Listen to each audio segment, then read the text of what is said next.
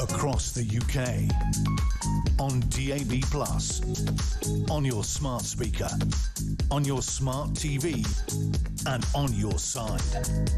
This is Talk.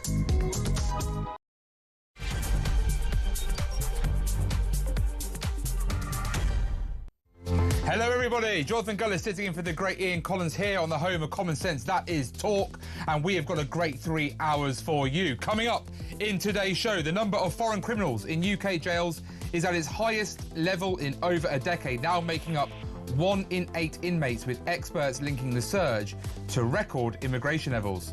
Meanwhile, the evil terrorist who confessed to masterminding the 7/7 bombings could walk free within days, despite grave police concerns and a damning report warning he still supports violent Islamic extremism. And rather than tackling crime and rising crime in London, Sadiq continues to wage war on motorists, banking £14 million from his hated ULEZ fines while lawlessness takes hold. Ladies and gentlemen, we know we want you to be calling in. So that way you call in is 0344 499 1000. You can text the word talk at the start of your message to 87222, and you can message us on X at talkTV, as well as giving us a follow. The question for the day is simple. Do we need to immediately deport all foreign national offenders? Is it now a national emergency? You know what you need to do to call in and make sure you tell us your view.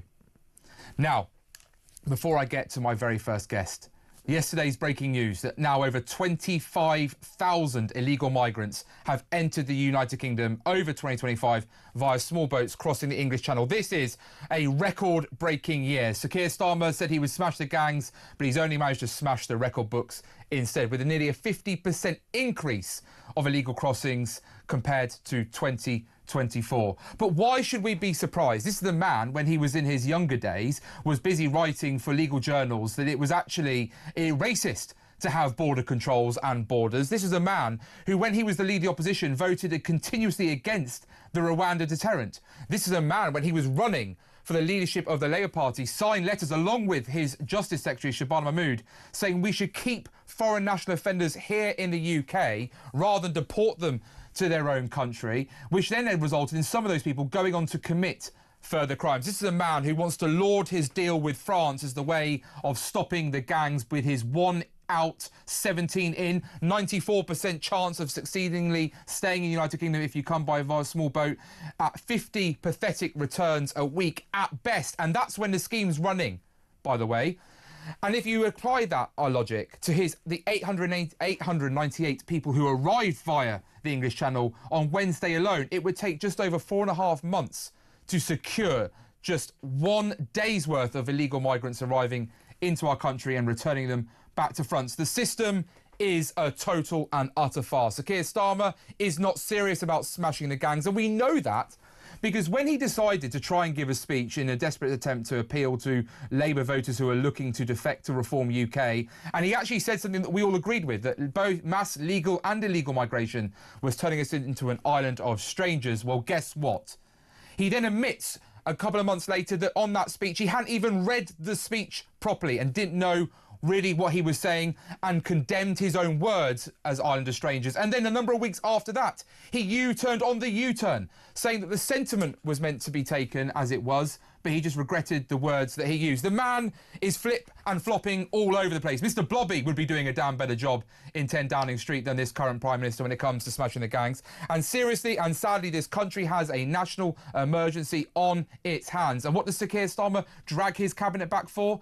To virtue signal and suck up to Macron and try and be best buddies with Carney in Canada and say, let's recognise the state of Palestine, but not declare a national emergency when it comes to small boats. I am sick to the back teeth, and it's about time someone did something. And if the Conservative and Labour Party want to have any chance of succeeding and surviving in the coming years ahead, they better get serious and do all they can to stop this. Otherwise, there's only one party that will benefit, and that party is Reform UK. And that nicely leads me on to our first guest. His name is Liam Deacon. He's a communications consultant and a former head of press for the Brexit Party. Hello, Liam. I suppose I should get a review from you there about my monologue just now and rant and rave. How are you doing? I'm very well, thank you. I'm all for a Mr. Bobby-led coup of this government. For concerned listeners, I'm joking. No coups, please. But Mr. Blobby would certainly do a better job than Keir. I agree with you on that. Well, Liam, if we can get to the first big story of the day, which is obviously the fact that we've now got the highest level of foreign prisoners in this country since 2013. 10,722 foreign national offenders and suspects are currently being held in prisons just in England and Wales. That therefore does not include Scotland and Northern Ireland. It's costing the British taxpayer £580 million a year. And I think the most striking thing is 1,731 of those are for sexual offences, a 10% increase. Do you think, what do we say to this? Where are we at now with this ridiculousness?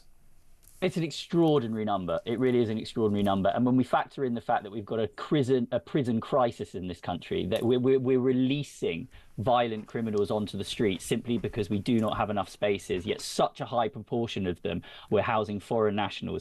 And you know, I want to see more criminals go to prison, don't get me wrong, but prison is actually expensive. It costs tens of thousands of pounds of honest taxpayers' money to keep these people locked up. And it begs the question that when you have foreigners coming here, committing crimes that harm the British public, and then the British public have to use their taxes to keep these people locked up, it's just injustice stacked upon injustice. Now, there are lots of easy fixes to some of the problems that Keir Starmer faces, but this is one of the ones where genuinely it is difficult because it relies on foreign diplomacy.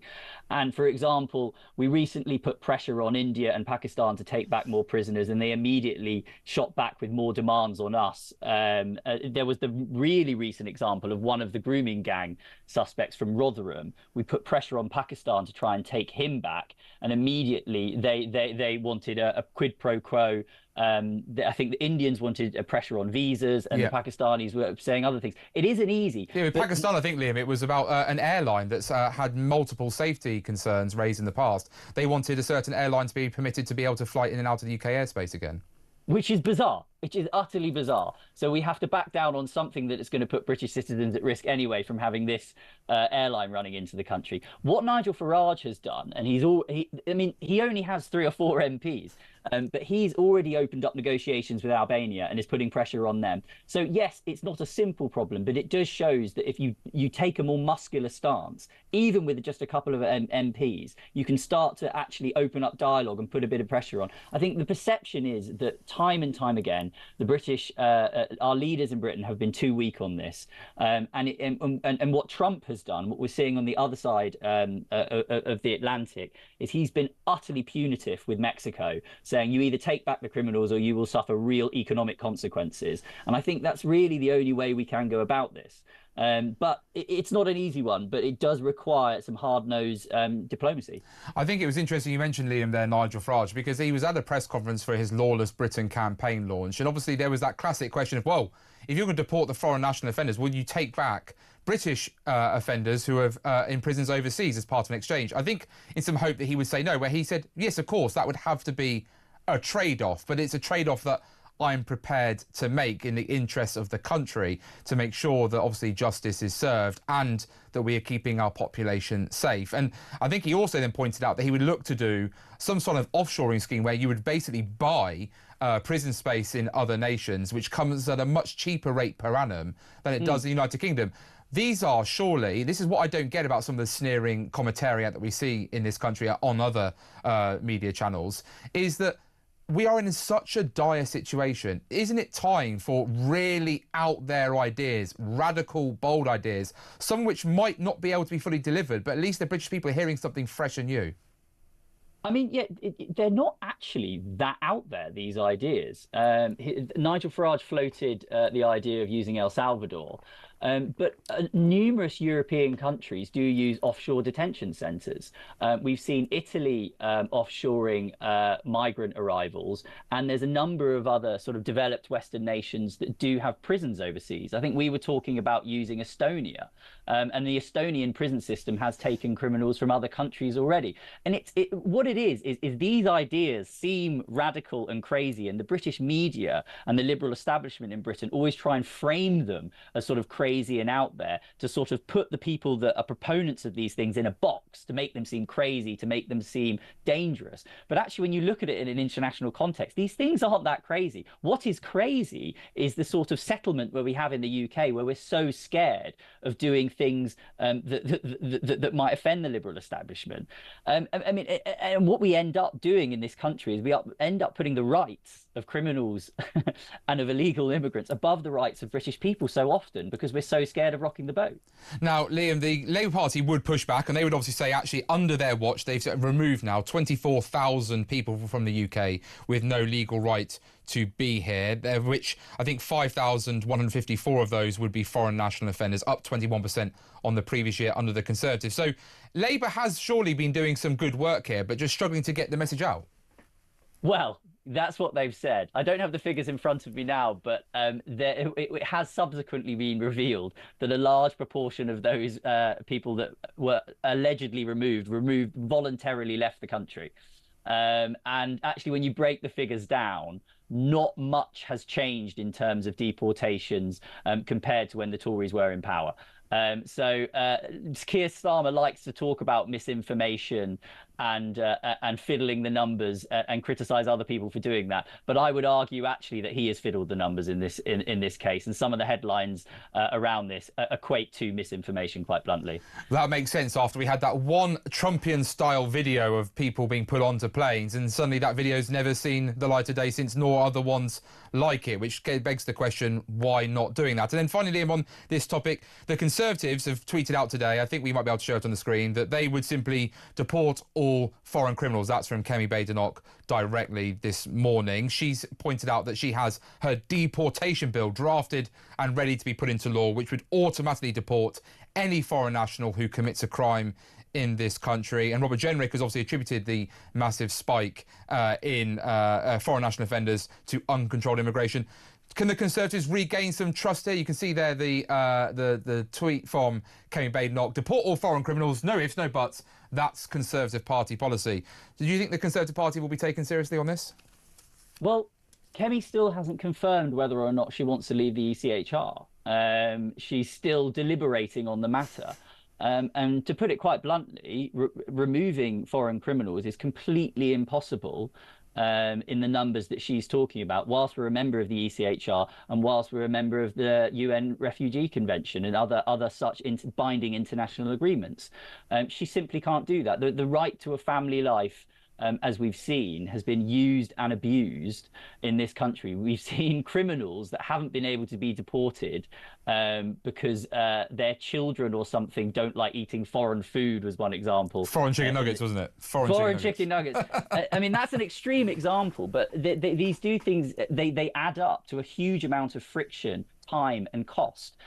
So that's an interesting statement of intent from Kemi Badenoch, but until she makes up her mind about leaving the ECHR, and it still bemuses me why she's taking so long to deliberate over this, it is essentially a meaningless statement. We're meant to find out, aren't we, Liam, at the Conservative Party conference in the first week of October, what the review into our membership of the ECHR has come to. Out of interest, do you think the Conservative Party will actually come out and say, there's a lot of members, I think, now who are expecting, essentially, for it to be confirmed that the Conservative Party would say they would leave the ECHR if they were in power.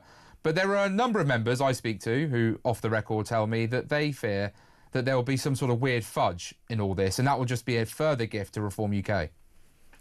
I think the statement like this today about removing foreign criminals certainly indicates that that is what she's going to announce at conference. She wouldn't be saying things like this now if she wasn't going to advance a strong position on the ECHR, because, as I say, this would be completely nonsensical.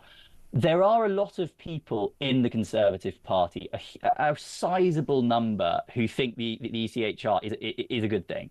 And that I think has some quite sort of laudable historical origins. That when it comes to foreign policy in particular, and us exerting sort of Western values on other parts of the world, the ECHR and the sort of the history of it is quite strong, and people point to it. What these people don't realize is how the world has changed, and how the world that we're living in now, where there is up to 7 million people globally displaced who would move to the West in an instant, and how the combination of the UN Refugee Convention and the ECHR make it almost impossible to police our borders in an age of mass migration, mass communication on the internet, and easy transport. Okay, and so, but I do think that the Tories would see a real fracture, and it would cause them problems. And the question comes down to, where does the Tory party think their votes lie at the next general election? Do they think that losing a significant number of long-standing members to the Liberal Democrats, which will happen almost immediately if they announce they're going to leave the ECHR, is more damaging than continuing to hemorrhage votes to Reform UK? Now, the argument has always been about the Conservative Party. It's almost a cliche. They say we have a big tent. We have a big tent. Jacob Rees-Mogg is one of the most recent sort of people to be talking about that. He says, you know, in a first past the post system, you can only win elections by bringing together coalitions. Okay. The problem with the big tent that the Tories currently have is it's not one big tent. It's two tents very far apart. Okay, you have the sort of liberal wing of the party that is leaning towards the Lib Dems, and then you have the more nationalistic wing of the party that is leaning towards reform. And the main divides in British politics are culture right now, not economics. The left-right divide isn't really relevant to the politics of immigration and of the cultural discussions we have today. And that leaves the Tory party not having a big tent. They have two very, very different groups, two very, very far apart. And so the problem that the Tory party have currently is structural. Who are they talking to? They cannot keep these two groups happy. Their interests are diametrically opposed. And the ECHR is a really glaring example of this. And it's why Reform are seeming so much more coherent right now, because they are speaking exclusively to those people that are worried about nationalistic concerns, borders, culture, and they have a coherent message for that group. Okay, and they are simultaneously with that, they're adopting a slightly more left-wing position, which is coherent with what Steve Bannon once called economic nationalism. And they have a much more coherent message. So I don't envy Tory strategists right now, because their politics is one that's completely outdated, and the political divides which they're sort of basing their strategy on just don't exist anymore. So I think people like you, who are former Conservative Party MPs, have woken up to these new political divides, and you're talking to that constituency that the Tory party will find its vote in. I personally think they need to abandon the Lib Dem vote and go the other way. But again, where I'm sitting right now, I won't be voting for the Conservative Party, so I don't really care, to be perfectly honest with you. Well, no, that's great. Well, look, Liam's going to be joining us in the next segment, where we're going to be talking about how a 7-7 terrorist mastermind, self-confessed mastermind, could be on the streets of this country within days without, and I say this, without a full risk assessment. How crazy is that? Join us soon after the break.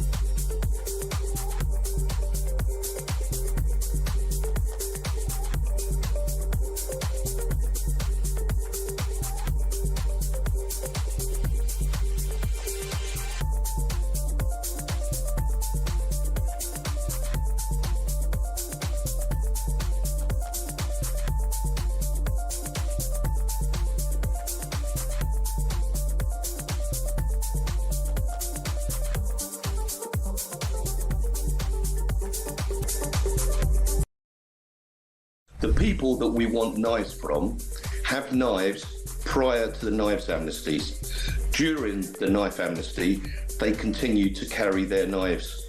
After the knife amnesty, the people that are still left with the knives are those that we want the knives from. The people that hand it in are normally law-abiding members of the public that might have found a machete in their garage, unlikely to get into the hands of one of the gangs I've just told you about. So the circle goes round and round.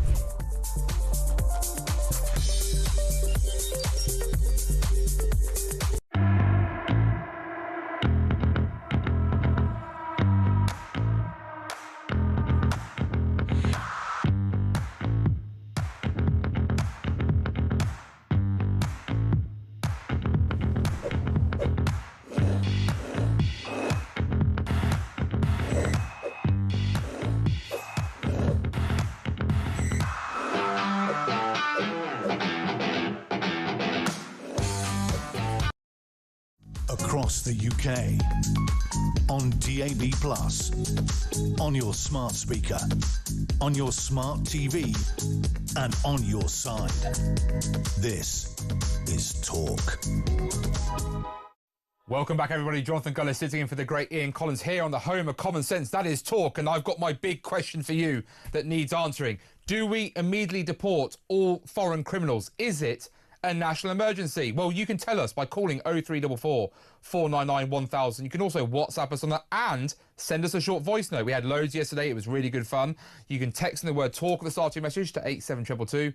And you can follow us on measures on X at talkTV. Get those calls and get those texts in. And I've got my great guest, Liam Deacon, communications consultant and former director or head of press for the then Brexit Party, who, well, we're going to rattle through some stories now here, Liam, after that really good chat earlier. So the 50-year-old Al-Qaeda operative, Haroon Aswat, who has been a self-confessed mastermind of the 7/7 terrorist attacks, where 52 people tragically lost their lives, another 800 plus injured, was brought back to the UK from America, still under detention in 2022, detained under the Mental Health Act. A legal loophole in this Health Act means he could be released without a full risk assessment, and the fear of release is imminent because a High Court judge has said his release is expected to be, and I quote, relatively in the near future. I mean, this just feeds into the whole narrative again of what on earth is going on with our legal system in this country, doesn't it? So this story brings together a few of the things that we were talking about how human rights law and the current legal settlement that we have seems to prioritise the rights of bad people over good British people sometimes, and also to do with foreign criminals. Well, this man is British. He was from Batley in Yorkshire. I just want to first say this is an extraordinary bit of journalism by Nick Parker at The Sun, and he's really exposed something that could put the public in harm here. So this man was arrested after the 7/7 attacks, but he was never charged because of his mental health, okay? But he subsequently admitted in detention in the US to helping to plot the 7/7 bombings and the 9/11 bombings. Okay, calls have linked him to the 7/7 bombers, and he was actually picked up in Afghanistan shortly before the 9/11 attacks. So there's very good reasons to suspect this man has serious terror links. He's admitted them, okay? And the US have said as much. Okay, he will be released from British prison, okay, and because of the conditions attached to the fact that he's been held under his mental health in a hospital, okay, we cannot put him, according to extremism risk guidance, under close surveillance, okay? All we can do is we can have something called a notification order attached to him, which means that it'll be incumbent upon him to notify the authorities when he moves around the country and when he leaves the country. Now, I'll leave that to listeners to decide whether or not we should trust him to do that or not. But you would have thought that automatically, with a man that's admitted something so horrendous, the interest and the safety of the British public would be prioritised here, okay? Now, The Sun doesn't really get into much detail about exactly why the fact that his mental health and the nature of his detention precludes him from these extra checks. But what we do know, and I'm being slightly speculative here, and I will flag that with the listeners, we do know that NHS mental health institutions and prisoner governors have in the past been very, very reluctant to push the boundaries of human rights law and the Mental Health Act, okay? Because what they are aware of is that they can be sued under the human rights law, and the Mental Health Act can be used against them, okay? So they have been utterly reluctant, okay? And as you say, This has been heard by a judge. Senior members of the Metropolitan Police Force have said that this man presents a real danger to British people. He is still engaged in terrorist ideology and still harbours these views. Okay, but because I'm speculating here, but because of his mental health status and the reluctance of the British state to prioritise the interests of British people, he could be released onto our streets. Now, the government still has time to intervene. Okay, it would take serious action by probably the Prime Minister of this country to make sure that this man is not released. And I really hope that happens, okay? But we have to ask ourselves why we have a situation, why we have a legal settlement in this country where this man's rights are prioritised over what I would describe as the safety of British people. And this takes us back to the conversation that we were having about the ECHR right at the beginning of this. If you talk to people about the ECHR, they will say it's to protect our rights, it's to keep us all safe, okay?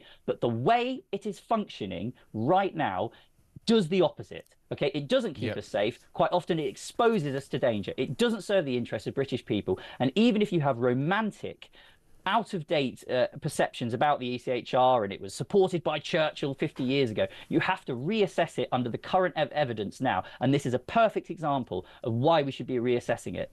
Well, Liam, beautifully put. And another story that I'm keen to talk to you, because you are a young chap indeed. The Adam Smith Institute surveyed over 1,300 18 to 30-year-olds, and depressingly, 28% of those have said they have already planned or are seriously considering emigrating out of the UK, with another 30% saying it is being briefly contemplated. Only 35% could say hand on heart that they would never leave the United Kingdom. The Financial Times has followed this up as well, saying young professionals are leaving due to soaring housing costs, tax burdens, cost of childcare and stagnant wages are putting off young professionals from wanting to stay in the UK. I mean, number one, are you on the 35% who's saying you'll never leave the UK? But then number two, do you understand why young professionals such as yourself would think maybe the grass is greener elsewhere at this moment in time?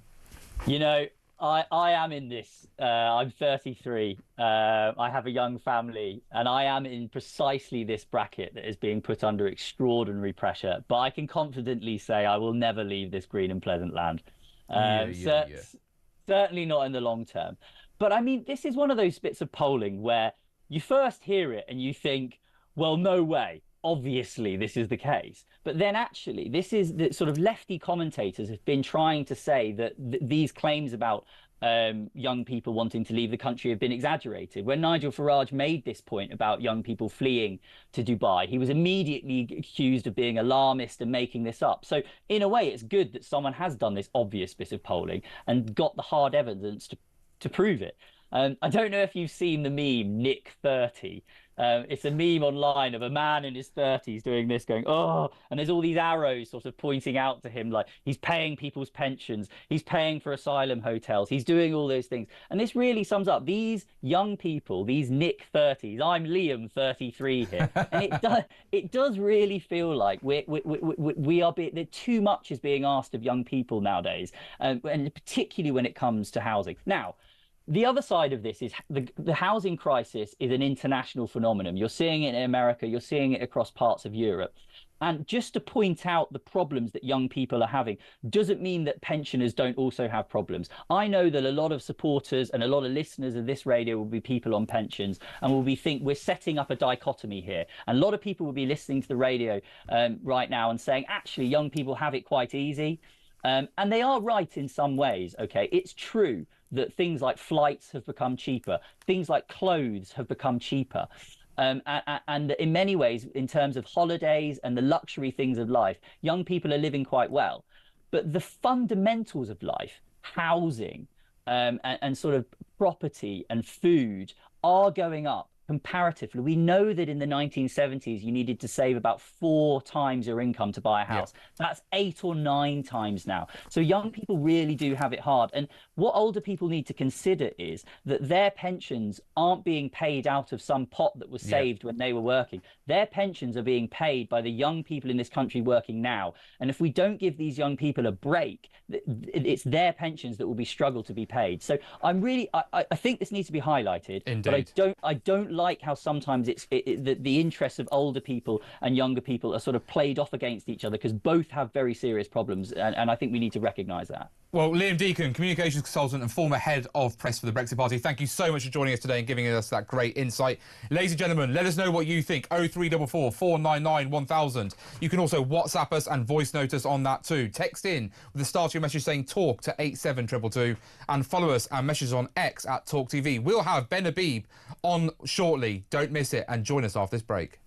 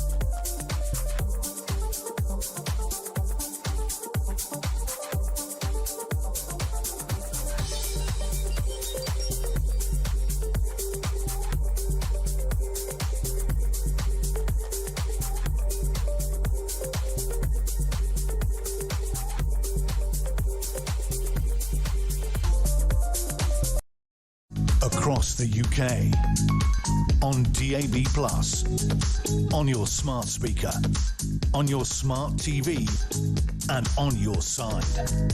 This is Talk.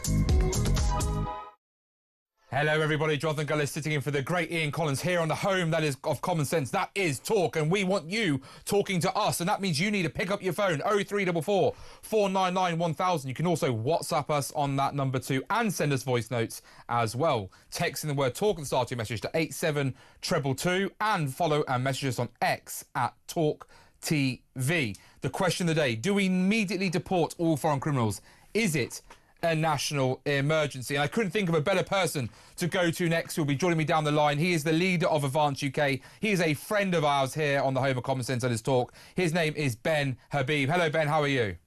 Very well indeed, thank you, Jonathan. Thank you for that wonderful write-up. No worries at all. Well, look, first of all, Ben, I would love to get your reaction to the fact that 25,000 illegal migrants have now entered the UK. Sir Keir Starmer isn't smashing gangs, is he? He's smashing records. Yeah, he was never going to smash the gangs. The gangs are based in Europe, and all the agencies which comprise Border Security Command, his new thing that he launched when he became Prime Minister, all those agencies are based in the UK. So you can't possibly even begin to tackle. The whole thing was just what I call performative politics. And then he's had a number of other initiatives since then, the most recent of which is what he calls one in, one out. But which in reality is actually two in and one out. He doesn't even describe it accurately, because one illegal migrant comes in. If we're lucky, we can deport them back to France. But France sends us another one in return. And the one that they send us is actually now in the United Kingdom legally. So there's absolutely nothing you can do about it. It's actually the legalization of illegal migration through the back door is what Starmer is doing. And I mean, it was really interesting watching him with Trump. I'm sure you saw this, Jonathan. Yeah. You know, when he was challenged over illegal migration, and Trump calls them illegal migrants straight up, Starmer responded with irregular migrants. He can't even come to terms with the fact that they've broken into the country. So if he can't recognize what they are, he's never going to be able to deal with the issue. And wasn't it so shameless, Ben, that when he was sat there and President Trump was saying things, for example, like the windmills, as he called it, wind turbines are a disgrace, they cost loads of money, they don't actually produce cheaper energy. Sir Keir Starmer didn't even have the backbone to stand up for himself, unlike Macron, who I think actually would have had a pot back. He just sat there in his chair staring into the distance because actually he doesn't really believe in anything, does he? No, I mean, it was a remarkable schooling of our Prime Minister by the President of the United States of America. You know, within about half a dozen words, he'd reminded him of the obligations he has to this country, all of which he observes in the breach, none of which he delivers. You know, it was simple: cheap energy, lower taxes, security, defenses, borders. And that's what Trump said. I mean, he just sat there po-faced because he stands in opposition to all those things. It was hilarious to watch. And actually, talking about that, we've got a clip from the Vice President, J.D. Vance, who, I'm sure you've seen it, Ben, was talking about the dangers of this mass illegal migration coming into Europe and what it means. If I could just play it and get your response to it. Europe is at risk, I think, of engaging in civilizational suicide. They are unable to, or unwilling, too many countries to control their borders. You see them starting to push back against that, and good, that's a good thing. You see them starting to limit the free speech of their own citizens, even as those citizens are protesting against things like the border invasion that got Donald Trump and a number of European leaders elected. So look, I want Europe to thrive. I want them to be an important ally. Part of that is going to be Europe respecting its own people, respecting its own sovereignty, and America can't do that job for them.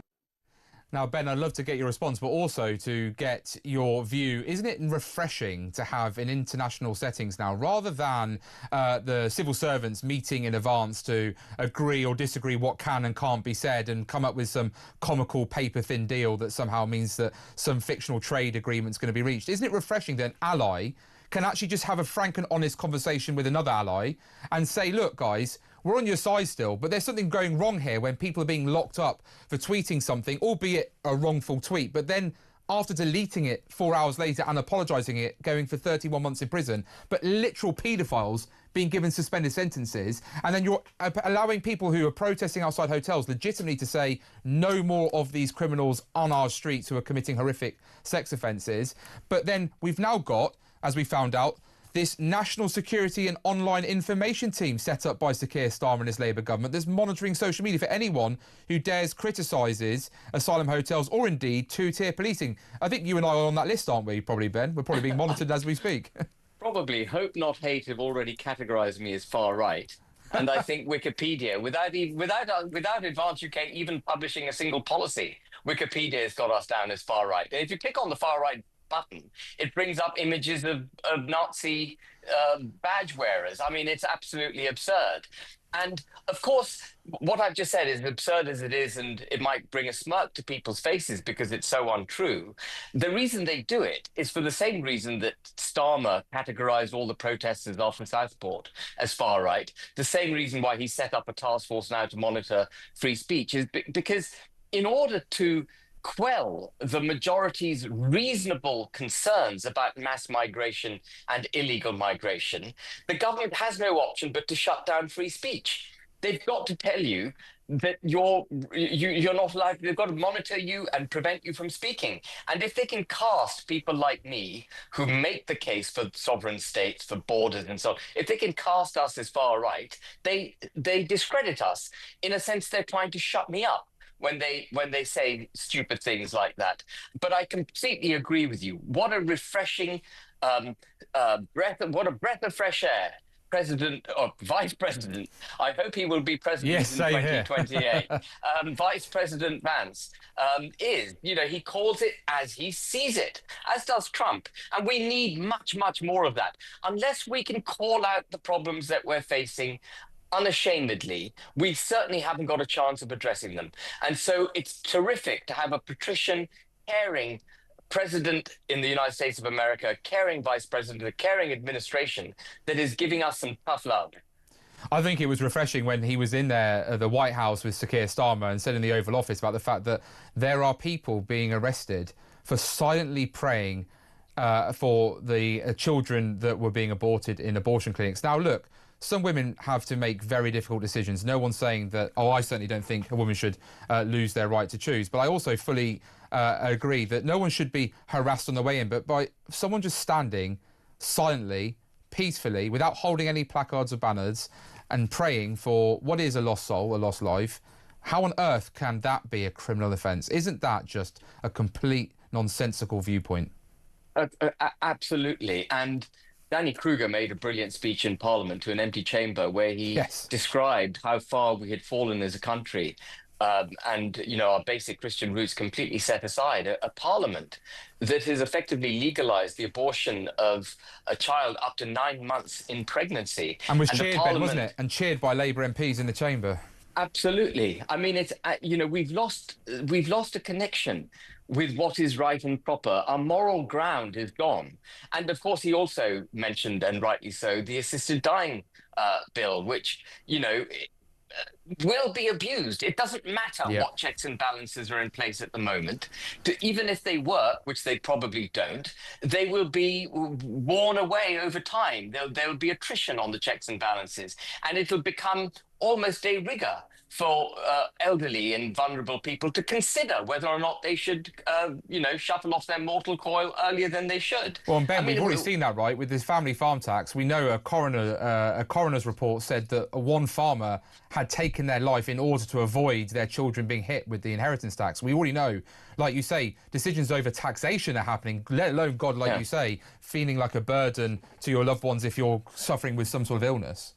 It's awful, and we've got to rediscover what it means to be British, what it means to be in connection with our Christian cultural roots, which prohibit the killing of innocent people. And there can be no more innocent a person than an unborn child. And of course, as you rightly made the point, Jonathan, there are circumstances in which women may need to seriously consider aborting a pregnancy, but it's something that should be treated extremely seriously, and there should be very great limitations, on abortion. It certainly shouldn't be allowed up to 9 months of pregnancy. And if you need one symptom of how we've gone wrong, that's your symptom. But of course, everything else is going wrong. We haven't got borders. We equate foreigners' interest to British citizens' interest. We can't differentiate the two. We've got them in our prisons. Some of them are not being deported because they're in prison because they raped their own child, but they're using the ECHR right to a family life in order to resist deportation. I mean, the whole thing has gone topsy-turvy.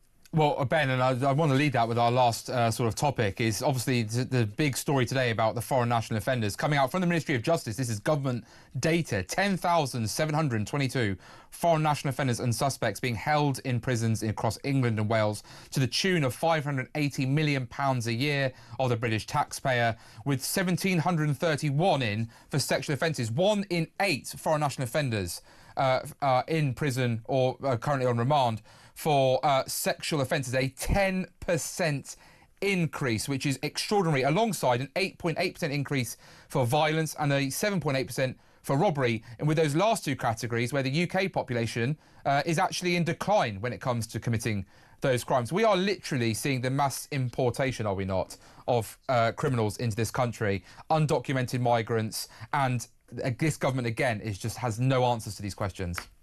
Absolutely. As J.D. Vance said, it's civilizational suicide is what Europe is flirting with, including the United Kingdom. We've got to get a grip.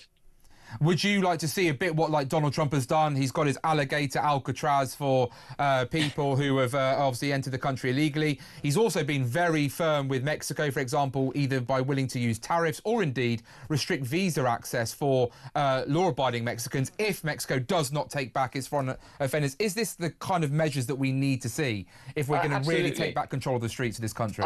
I understand there was zero illegal migration, or at least there was zero measured illegal migration across the Mexican border last month. It's having an impact. If you send a strong message, it has an impact. And we must send a similarly strong message. Suella Braverman, your administration had a go at it with the Illegal Migration Act. When it was first drafted by Suella Braverman, it said that any migrant coming to the country illegally will never have the right to settle here.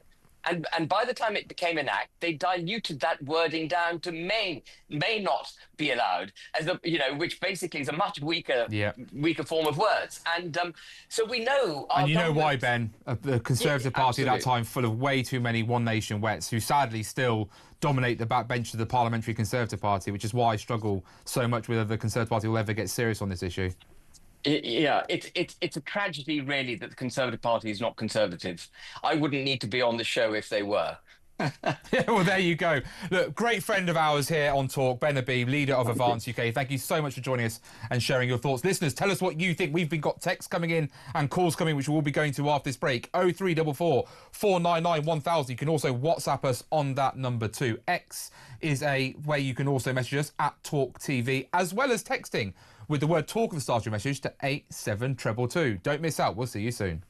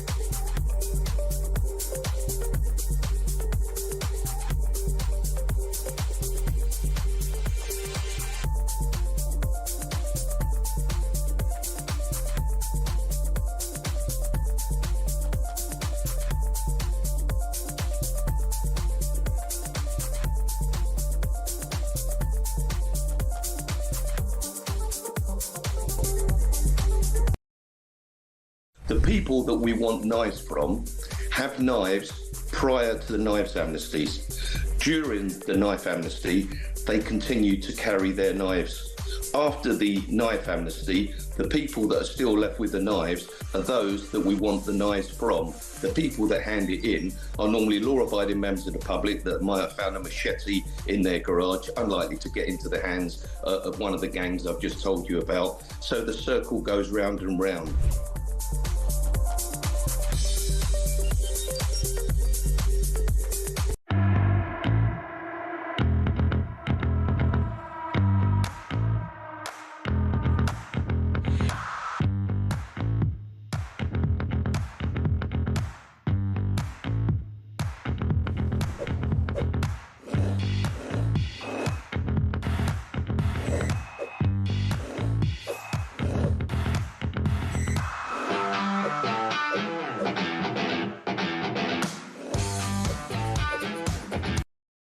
Across the UK, on DAB+, on your smart speaker, on your smart TV, and on your side.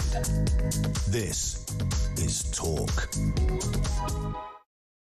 Hello everyone, Jonathan Gullis sitting in for the amazing Ian Collins here on the home of Common Sense. That is Talk, and you've been texting and calling in, and we want you to carry on doing so. 0344 499 1000. Text the word talk at the start of your message to 87222 and follow us and message us on X at talkTV. The big question I have for you is this: do we need to immediately deport all foreign criminals, and is this something that Sir Keir Starmer should declare a national emergency. And we've had some great conversations so far around the fact that we've broken 25,000 legal migrants crossing the Channel in a single year, around the fact that we've got 10,722 foreign national offenders and suspects clogging up our prisons to the tune of £580 million per year of your money. We've had a great conversation again with Ben Habib about what JD Vance has been saying around Europe risking civilizational suicide and whether or not if they don't get a grip to this issue. And you've been texting in. We've had here one text, Jonathan, deport the bloody lot. We want our country back. I think that was plain to read out there. Dave saying, I, along with many others, will never, ever vote Conservative again. You had your chance and you basically did naffle to stop this invasion. And Labour has definitely accelerated the problem. Reform are the only hope this country has. And if they do get into power, I hope and pray that they can sort the problem of illegal migration, because if they can't, and if they are also found out to be full of BS, this country is doomed as we know it. Another one here saying, from Gary in Bolden, entering the country illegally is a crime, so deport all, no ifs or buts. The 7-7 guy being released shows the danger our politicians have put us in. Michelle has texted in from Swanage. 7-7, we must remember that it was 52 people who lost their lives and were brutally murdered. Say it as it is, we must never forget. That's Michelle from Swanage. Thank you, Michelle, indeed. Another one, Rachel. If this monster is released and commits a further crime causing harm to citizens, surely the government would be at fault. Have they not learnt the lessons from Southport? Another one here from Sean in County Durham. Tories are pure evil. 14 years of hell from them. And that's, again, a pretty strong idea there in relation to what Liam Deacon was saying about the Conservatives. Tim, another text come in here. Can we borrow Vance and Trump for a year, please? I'm sure that is something that is very popular. And another one here from Mike in Whitney, who says that the ECHR's Article 8, right to family life, quite rightly has exceptions. Each one of them seems to apply to illegal migrants. While the right to family life is strong, it can be limited in certain circumstances, such as when it's necessary to, for example, protecting national security and protecting public safety. I think the illegal immigrants fit all of them. So why don't TV and radio stations bother to read this? And as it comes directly after Article 8, respect for your private and family life. It gives the government a reason to deport all the illegals. Let's flip the ECHR on its head. Interesting. Well, we've also had a voice note from Simon with his views on the far right. A little challenge for you today, mate. See if you can get through your programme without using the term far right, or without using the term far right as a disclaimer before you actually talk about anything that is British or, moreover, anything that is English. Try it. See if you can do it. Have a great day. Have a great weekend. I'm listening. Cheers, pal. Well, Simon, I feel like I failed already because I introduced the video by using the terms. But listen here, it is completely nonsensical and extreme for people to use that phrase to describe anyone who has very legitimate views. And I am one of those people who are regularly attacked when I was a Member of Parliament and subsequently since by the hard left on X and other politicians from different political parties as being on that extreme wing, simply because I said we should take control of our borders. We should be deporting and detaining illegal migrants. We should be making sure foreign national offenders are not clogging up our system. We should be making sure that if you commit a crime in this country as serious as carrying a knife or indeed indecent images of children being on your possession, that you serve a long time behind bars. That we should be saying that we want our police to be tough and back our police. And those two police officers still being investigated by the IOPC after taking the swift action they needed to in Manchester Airport, where one person has now been found guilty of assaulting two female police officers. Those two old coppers should be applauded and rewarded for keeping others safe in the line of duty. So I am not someone who discredits or disclaims anyone for simply wanting to do the right thing. Those brave mothers outside the Epping Hotel who were there to peacefully protest, to raise concerns about an individual who has said they're not guilty of the crime but has been charged with 3 counts of sexual assault, had every right to do so. And it's the Antifa Masked Up Brigade and Stand Up to Racism who come hurling abuse, hurling insults in order to try and somehow tell us whether or not we are on some extreme wing. So, Simon, voice note back in and tell me what you thought about what I just said. Let's go to a caller, Stephen in Southampton, who has a view on smashing gangs. Hello, Stephen, sorry. Jonathan, yeah. What my point is, Starmer says he's going to smash the gangs. Well, if you ask the police, it's no different than smashing a drug dealer on a housing estate. The minute you smash that gang, they can put them in prison. Another one will take over. And it'll be the same with the smuggling gangs. All he's going to do, if he does do this, is fill our prisons up. He's not going to stop the smuggling gangs at all. It's like I say, the minute you smash one, another one will take over. How do you think we therefore stop the boats? I'll tell you what we should do. We should put the SBS in rigid inflatables to swoop in on the boats and puncture the boats in shallow water and then swoop back out again. And to hell with the French. They've had enough money out of us. They've done absolutely nothing. The SBS are not doing a lot at the moment, from what I can gather, so to use them. Well, we have saw that one video clip, didn't we, of the French police puncturing one boat, ironically, just as a TV crew happened to be there in advance of Macron's state visit. But lo and behold, no such videos ever resurfaced of similar things happening again. It's not a shock to any of us, is it, Stephen? Let's go to one more caller quickly for us. Robert in Hertfordshire, who has a view as well. Hello, Robert. Hi, it's the first time I've spoke to you. I'm just going to give you some news that's hot off the press. There's going to be a demonstration tomorrow from locals at the Thistle Barbican Hotel, which is another hotel that's had a lot of trouble lately. Now, I come from that area. It's just off of between Old Street and City Road. It's nowhere near, but they call it the Thistle Barbican. There's been 41 arrests over 91 charges, and the locals have had enough of it. Now, what they've done, they've planned this safely, and they've planned it for the last couple of weeks. Someone's just told me, they've rung up, that already the left are handing out leaflets at the Angel Islington to come and disrupt this peaceful demonstration tomorrow. So I'm telling you now, before it actually happens, okay? Yeah. And they because it's going to be in the news. The thing is as well, what they should do, they should make wearing masks illegal. Exactly. It's always the Antifa lot, isn't it, Robert? It's always the hard left who are the ones masked up. You see, what's happened there's no there's no people like me and you. There's either hard left or hard right. Well, that's not right. So if you're sticking, because I'll tell you for what they've made, that's quite a nice area. That's Clerkenwell, what we're talking about. Yeah. I was brought up there. I've moved out the last couple of years. But they've absolutely slaughtered it. The kids can't go in the park, and it was a nice area. Well, and like I said to you, it's not really at the Barbican. It's between City Road and Old Street. I mean, I don't know if you know London. No. Well, look, Robert, thank you so much for that call and that advance notice. And you can be one to tell us what's going on in your communities by calling in 0344 499 1000. You can also WhatsApp us on that and send us a voice note. And Simon, I'm still waiting for you to send me that voice note back based on what I just said in response to your fantastic voice note. Or you can text in with the word talk to 87222 and follow us and message us on X at talkTV. Make sure you stay tuned. We will see you soon. And have a lovely break. Maybe get yourself a brew.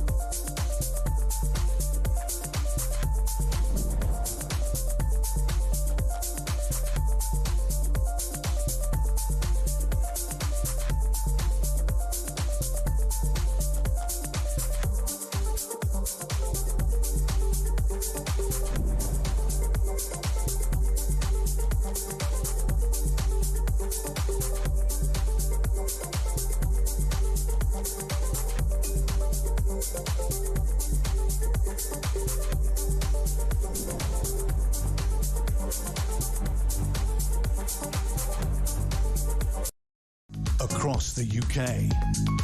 On DAB+, on your smart speaker, on your smart TV, and on your side. This is Talk.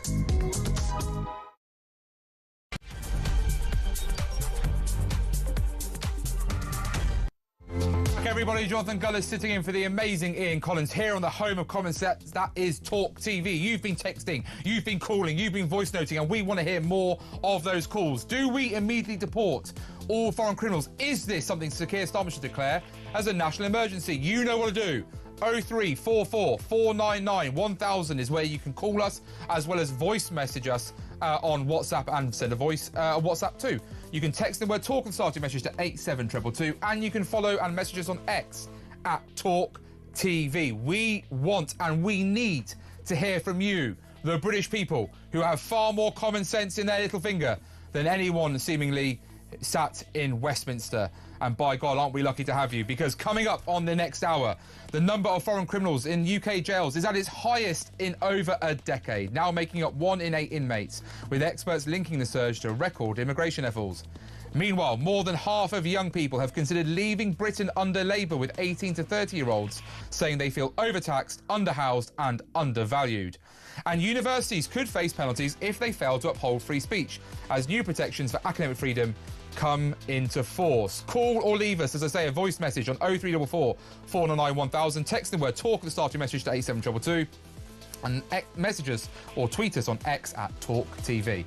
Let's get to another friend of ours on this amazing station. And his name is Mr. Robert Taylor. He is a political commentator, and he's joining me down the line. Hello, Robert. How are you? Hello, Jonathan. Good to see you. Yeah, good to see you too. Well, this first story I'm keen to look at is economic confidence falls to record low as tax rises loom. Confidence in the British economy among business leaders has tumbled to its lowest level since the Brexit referendum, as bosses fear the impact of tax rises and President Trump's trade war. It says here that the Institute of Directors, a lobby group, saw the optimism scale slide from -53 in June to -72 in July, the worst reading since the research started exactly 9 years ago. I mean, Robert, this is going to just add more of a headache for Rachel Reeves, isn't it?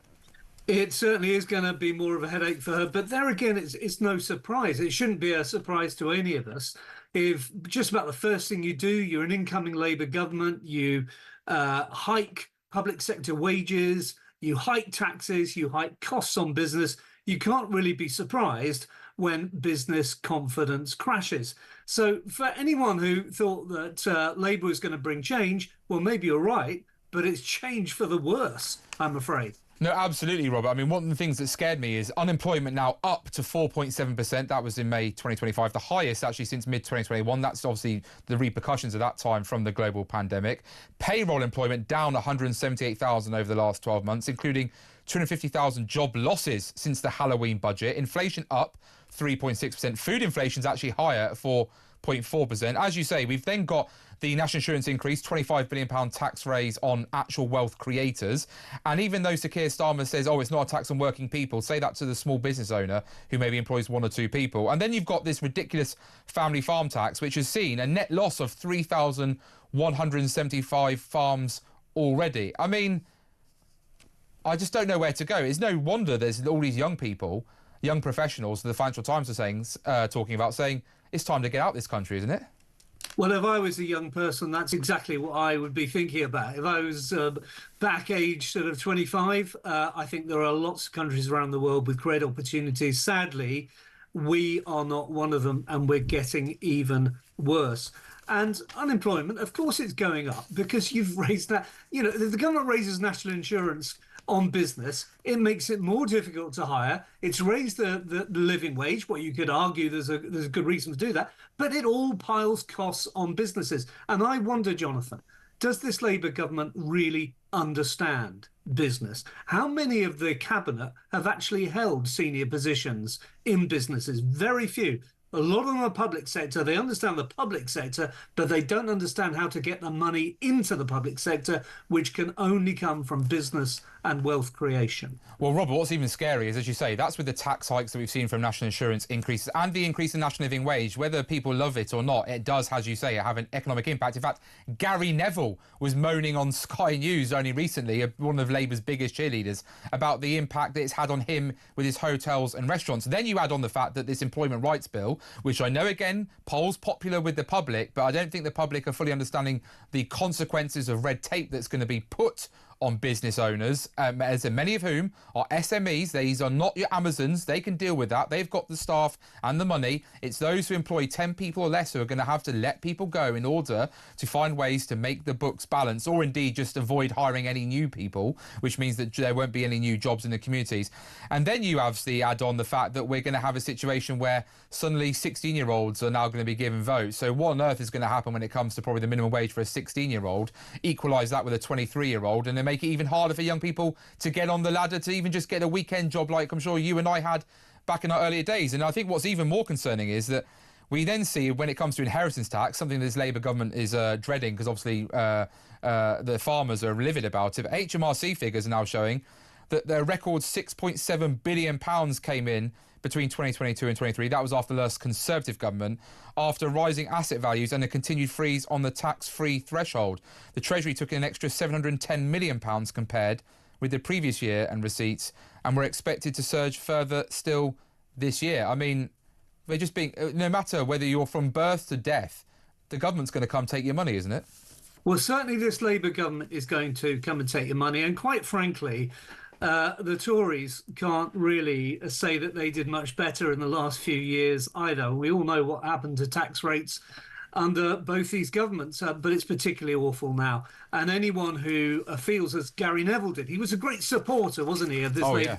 He called the Tories a cancer. He called anyone on the right a sort of a cancer on our society. Well, he's now getting his comeuppance. I'm very sorry. But if you vote for a party that is a tax-raising party, a big tax and spend party, a borrow tax and spend party, ultimately, this is what is going to happen. High inflation, high unemployment, and eventually they'll get kicked out. But the damage will already be done.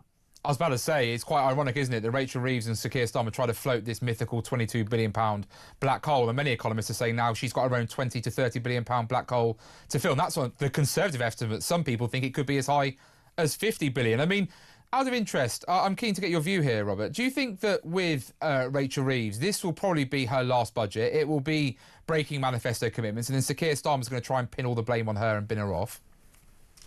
I think that's highly possible and highly likely. I actually thought it'd be difficult for her to survive last month's sort of emotional breakdown in the House of Commons.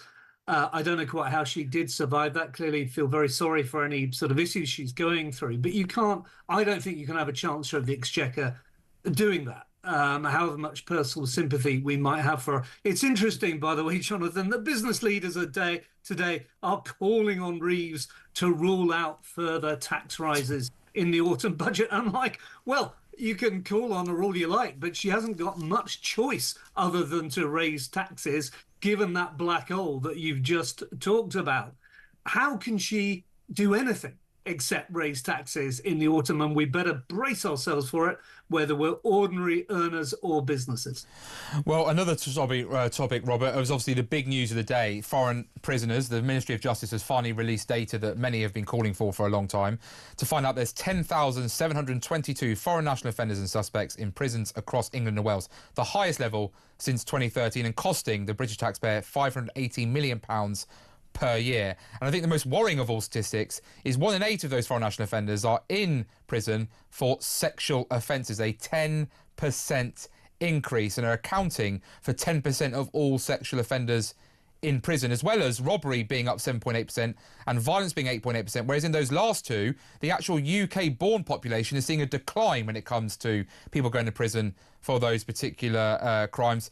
I mean, this is just yet again more proof that people who were long saying there is a huge issue here with mass legal migration, you will be having the wrong kind of people coming amongst the people who should be here perfectly legally and are law-abiding citizens. For so long they were called far right. Actually, they've just been proven right, haven't they?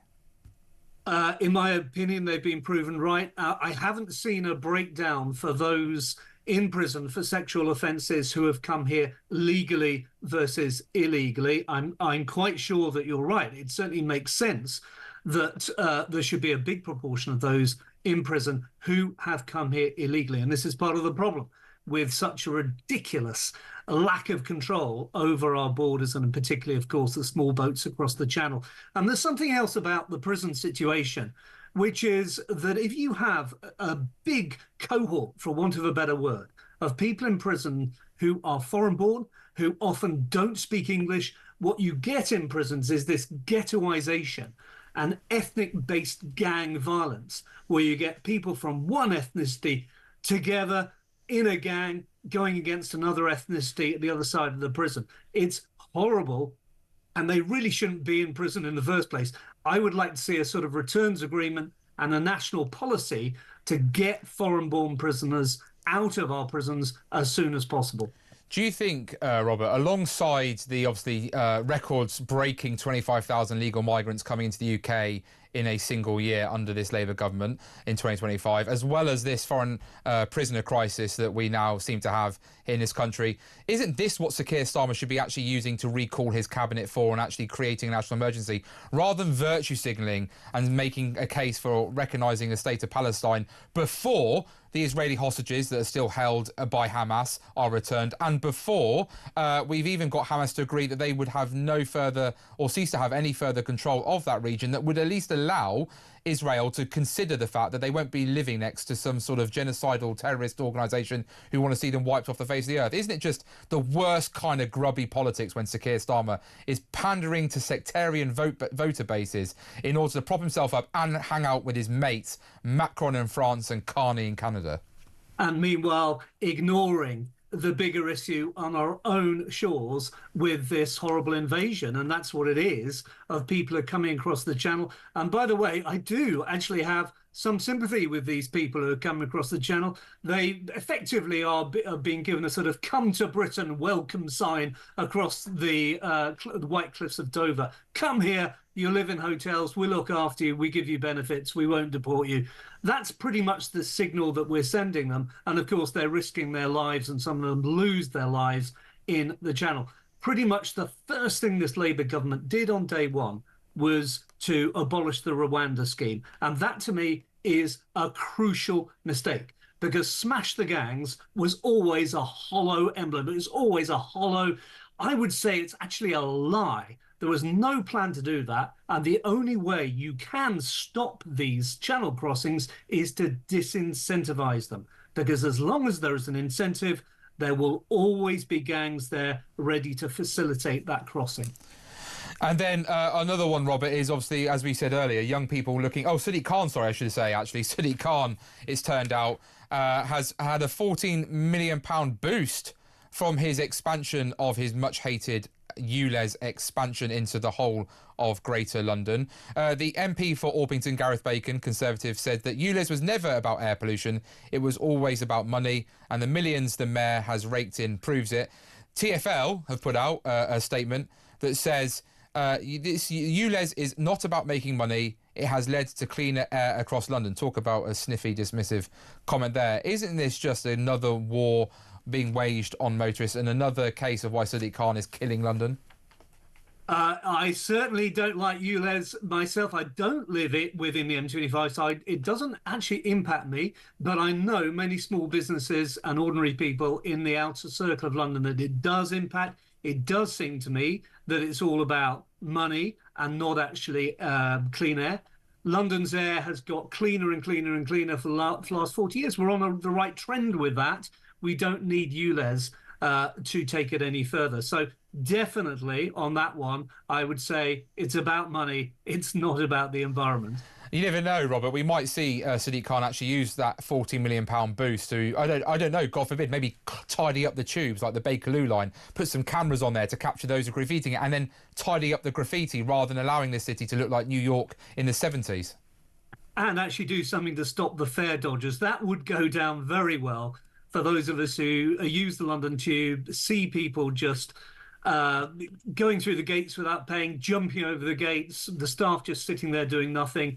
Yeah, graffiti and fare dodging on the tube, that would be a good use of money, but don't hold your breath that we're going to get anything from this mayor. Robert Taylor, political commentator, thank you so much for joining us and giving us your views. And now I want to hear your views, listeners. And the way you do that is you call in 0344 499 1000. You can also WhatsApp us on that number too and send us voice notes. Simon, I'm still waiting for that voice note reply. You said you'll be listening.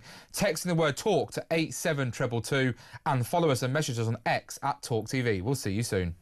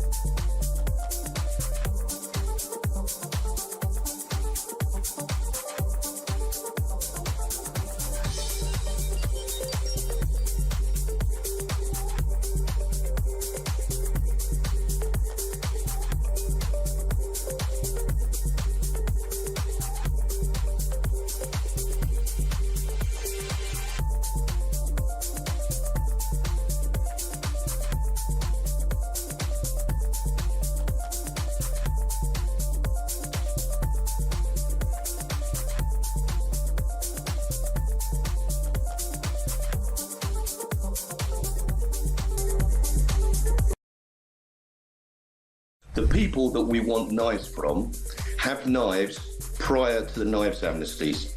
During the knife amnesty, they continued to carry their knives.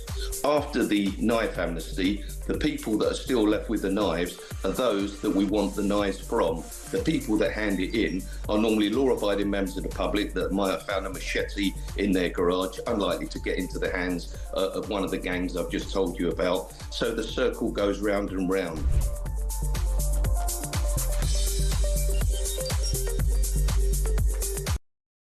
Across the UK, on DAB+, on your smart speaker, on your smart TV, and on your side. This is Talk. Welcome back, everybody. This is Talk, the home of common sense, and I'm delighted to be sitting in for the amazing Ian Collins, and we want to hear from you. And the way you do that is by calling in 0344 499 1000. You can also WhatsApp us and send us voice notes on that too. Text the word talk and starting message to 87222 and follow us and message us on X at talkTV. My big question is simple. Do we need to deport all foreign national offenders? Is this a national emergency? You need to tell us the answer. And I apologise to Don Natwich, who I saw tweeted me during the break, saying, please slow down. I can sometimes talk a little bit too quickly when getting overexcited. And someone who knows me well for doing that is a friend of ours on this station here at Talk. He's also a friend of mine too. His name is Adam Whitlock. He is an assistant principal at a state secondary school in England. Hello, Adam. How are you? Hi, good to see you, Jonathan. Always a pleasure. Always a pleasure indeed. And thank you so much for joining us, because today universities could now face penalties if they fail to uphold free speech as new protections for academic freedoms come into force. The Higher Education Freedom of Speech Act came into force today, which will require universities and colleges in England to promote academic freedom to ensure discussions can take place on campuses without fear of censorship of students, staff or speakers expressing lawful opinions. It also bans universities from using non-disclosure agreements in cases of bullying, harassment and sexual misconduct. The Labour Minister, Skills Minister Baroness Jackie Smith, has said that the government, and I quote, will not tolerate the silencing of academics or students who voice legitimate views. I think this was inspired after Professor Kathleen Stock recently received a record payment of around £585,000 when a penalty was issued by the Office for Students against the University for Sussex because she simply said a woman doesn't have a penis, something that should not be a shock to any of us in this country, but seemingly she was harangued by the trans rights lobby, who actually aren't standing up for trans rights at all. They're just looking to agitate with hard left views. But Adam, is this a welcome thing? Because obviously you work in the education space. Was there a real issue, do you think, in enabling views that didn't align with the hard left or lefty establishment to be actually espoused, should I say, in both higher education settings? Yeah, I think we all know that the education sector is typically leaning towards the left in people's thoughts and in their politics. There's a small number of us, I would say, like me, that sit more on the sort of centre right. And I think what I would say is that is a downstream effect for schools. So obviously I don't work in a university, I work in a secondary school and run the sixth form. But what I have seen is the impact of what we've been watching happen at universities have a downstream effect to schools. So it's very welcome to me. Although I would say that schools are not immune from the same kind of ideological conformity that we worry about in universities. We teach young people how to think, not what to think. And we see that very clearly in our policies around sort of social, moral, spiritual, cultural education, British values that, demand that open, critical thinking on topics like gender identity, colonialism, religion, race, etc. And in my sixth form, I've spent years fostering debate, really wanting students to not fear the social ostracism that can come from just having a view that they might have. And I actually think it's very dangerous when we stifle opinion, stifle free speech. Just look at that Warwickshire school that was isolating a student during Diversity Day for wearing the Union Jack dress and preparing a speech on British heritage. I mean, that is literally British values, and it got punished. So it's very welcome to me to see this act. I mean, that is a great case of a real concern that we have, is it not? That for somehow it's ostracisation in some schools of anything to do with celebrating Britain. And it does seem a bit of a postcode lottery about whether or not you have a school full of teachers who are maybe able to leave their views at the door and remember that their job is to actually enable children to understand all sides of all issues and then allow their minds to expand and to figure out for themselves what their view is, as long as it is obviously an informed viewpoint, rather than, as you say, in universities now, it seems to be you have to join with the cult of the left if you want to be able to join the student union or indeed participate in anything without being cancelled. I mean, we've seen literally leading figures like Sir Jacob Rees-Mogg, when he's gone to universities, having to pay for his own security, or indeed the organisations that have arranged for him to come speak spend thousands of pounds in order to allow him to come and engage with students. I mean, isn't this just utter madness? It is complete madness. Universities are meant to be intellectual crucibles. They're not meant to be ideological echo chambers. Kathleen Stock, as you say, got hounded out of Sussex for her lawful gender-critical views. Jordan Peterson had his invitation to Cambridge withdrawn. You mentioned Jacob Rees-Mogg. There's a great quote, just following on from a name like Jacob Rees-Mogg, that Thatcher has, which is, "There is no freedom unless there is freedom to say what others may not wish to hear." We're in a generation that's creating a fear for saying the wrong thing. So it's incredibly welcome, this act, to sort of lift the scrutiny around, people that have the right to come and speak to students, and those kind of militant student union organisations that have perhaps done a lot more harm than good, I would say, in terms of hounding out people that have the right to speak. It's really important that we allow this to happen. I invite speakers into my school regularly, and I think you've been one of them once, Jonathan. And you saw yourself, how difficult it can be to manage different opinions and views, even within the students and their reactions sometimes. And that's all that downstream effect. And I'm very worried, for the students that apply to university that are second checking whether they want to go to university now because they're worried about potentially their religious views or their political views or what they might write in an essay, whether it gets downgraded and things like that. I've heard that before. But also there's students that also have the view that we shouldn't allow certain people to come and speak. And I think, we need to have a balanced middle way, which says, I think, which is what this act does. But if you don't mind me saying, you mentioned earlier on your programme, the Online Safety Act. And here's the biggest contradiction ever. It's got that ridiculous contradiction where we've now welcomed this Protecting Free Speech at University Freedom of Speech Act, and we've got this other act that risks strangling it online. And that contradiction really should worry anyone who values liberty and freedom.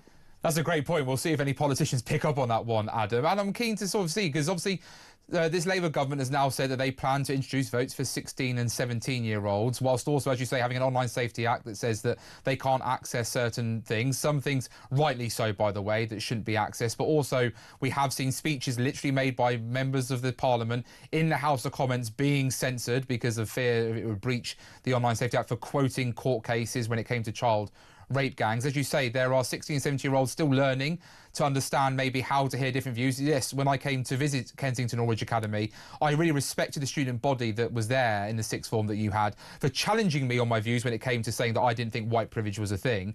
But having the ability to stand there and then discuss that issue with me, yes, at times some of those students' temperament got a little hot, but it's an emotive issue. I understood that, but I respected the fact they had the fortitude to stand there and discuss it, and had teachers like yourself to enable that conversation to be prolonged and go on without it becoming, as you say, a sort of a throwing of insults on either side.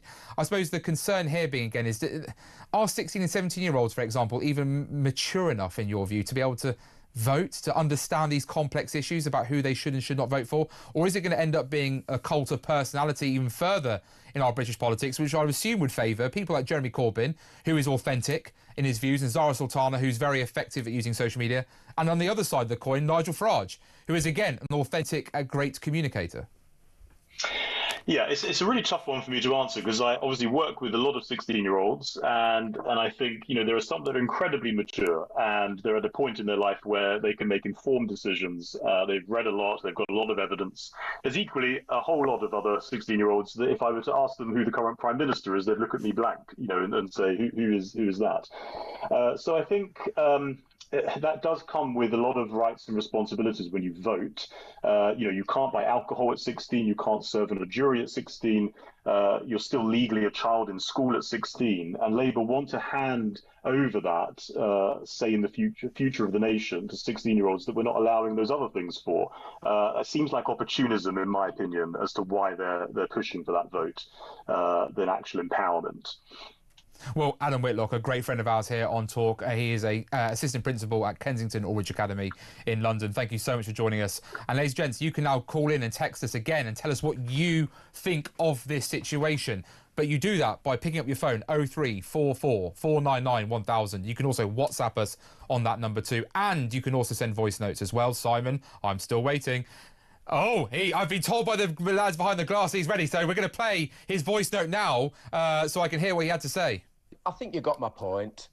See if you can manage the rest of the programme, but fair play to you. I think the main problem is we've been conditioned by governments to accept migration by being called far right. It's absolute nonsense. It was invented to suppress the English people, the British people, the indigenous people. It's been there to suppress us.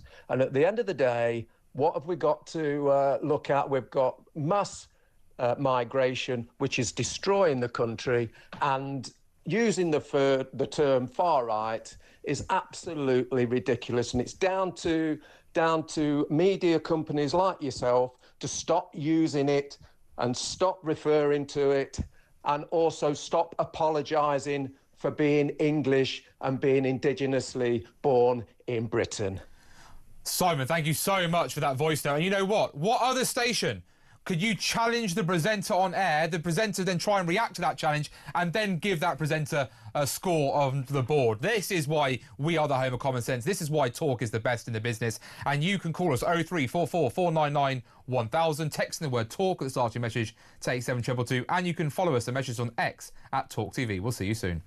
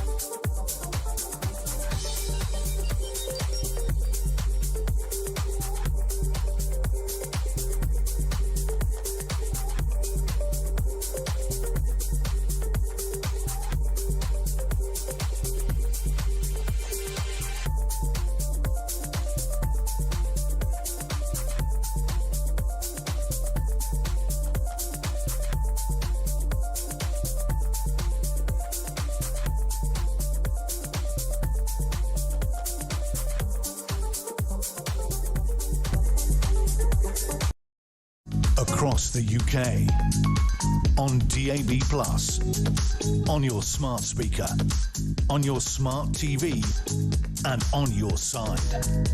This is Talk.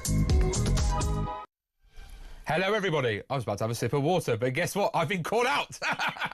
You know what you need to do. Call in 0344 499 1000. Text the word TALK, the starting message, to 87222, and follow us on measures on X at talkTV. I'm going to have a quick sip. There we go. Hopefully I didn't slurp, otherwise my mother would be very cross with me. Wow, well, you've been texting and you have been calling, and let's see what we've been getting in. We've had John text in. We retired in April and are one of the couples who decided to jump ship and are now in Portugal. We're watching Talk from afar, thank you very much, and can't believe the mess my once loved country is in. Well, what a sad thing that is to see there. Another one here from Jan in Newcastle. Just a random comment, Jonathan. Every time I see a clip of Starmer meeting Mark Carney in Canada on those steps outside, I feel ashamed as he wanders up to shake his hand in trainers. I'm not joking. He looks utterly ridiculous. Like a little boy. Maybe Lord Ali paid for those. We don't know.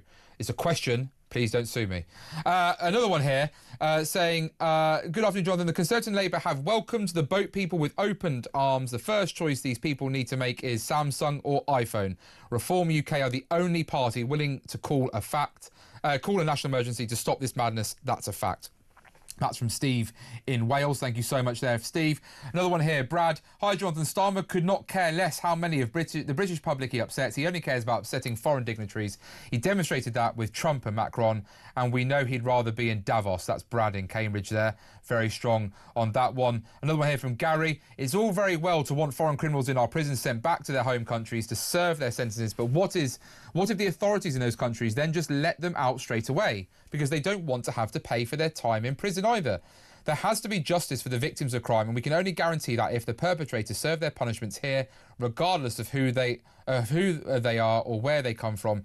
If they do the crime here, then they should do the time. I think that's a very fair pushback from Gary. How do we make sure that people actually get to serve time behind bars if we end up letting them out? And then Brad in Cambridge just text again, in response to what we heard from Adam Whitlock there.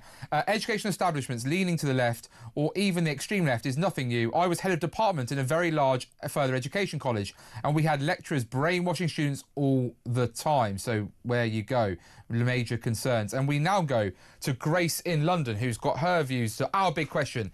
Do we immediately deport all foreign criminals? Is this a national emergency? Hello, Grace. Hi. I think that if you're going to deport people who are convicted of rape, they need to be castrated first, because you shouldn't be putting little girls in their home countries at risk. And we're, to some extent fortunate here that we recognise the wrongness of abusing women and girls, and most human beings instinctively do, and each human being is an individual. I think the fact that us white British people completely disagree about things should serve as a reminder that people from certain countries that get referred to could also be individuals who disagree about things. We shouldn't presume that everyone who comes from certain countries that people are unhappy about people going from all think the same, because we all think differently. But we are fortunate to have been born into a culture that, partly because of our heritage, partly because Jesus' teachings came and spread around our society a while ago, we recognise that human beings are valuable and made in God's image and should be treated with respect, whereas in lots of other civilizations, they thought it was okay to abuse women and girls. And so it's not that we're kind of inherently better, as some people might presume, just because we're white or what have you. It's that we're really lucky to be born into this culture that was influenced by those values. And people coming from elsewhere, again, they're each individuals, so they're going to have their own behaviour, and those who are criminals need to be kept away from the public and punished, absolutely. But I'm worried that our culture, and when I say our culture, I'm talking about, aside from people who are coming from elsewhere, just white British people, we're actually losing some of the values that made our culture a good place to be in the first place. I saw the Bonnie Blue documentary the other night and I had to look away at various points because there's a lot in it that's horrible. But actually, certain ideas that we had about decency, we're rapidly losing. It's not that people coming from elsewhere are necessarily, the only threat. Actually, we're losing the idea that you should not be sexually incontinent. We're losing the idea that you should care for others to some extent. It's increasingly the case that, because sex sells, plenty of people, irrespective of their background, think that sexual assault or abuse could be okay. We know that lots of children are assaulting other children because they've seen this stuff in pornography. So I think we need to think about the root of the problem with sexual assault and sex abuse, not just being people coming from another culture. Actually, it's something about the human condition that we really need to think seriously about. There's a great... Grace, I don't know if you've seen it. It's a great report by the Centre for Social Justice called Lost Boys, which looks predominantly, obviously, at particularly white working class boys, but boys of just disadvantaged background who are obviously really struggling in this country. We know that the largest cause of death for men under 40 is suicide. It points out the fact that the pass rate, something like 35% of those white working class British boys on free school meals are actually only passing English and maths at GCSE. Many of them are around 600,000 young men now out of the million are NEET, not in education or employment or training.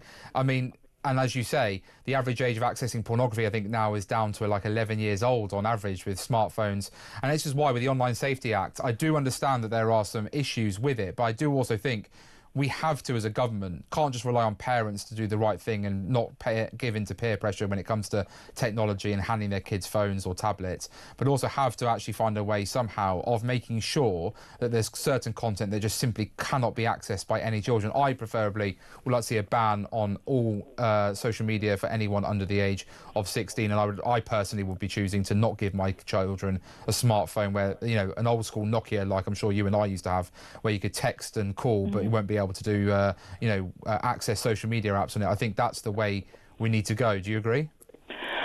Quite possibly, but I think it's going to be really difficult to enforce that.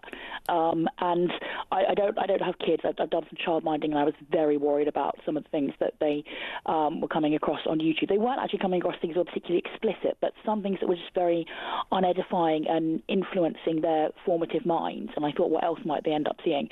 I think if I were a parent, I would be wanting not just to try and ban my kids from having or accessing things. I think I'd want to warn them as early on as possible.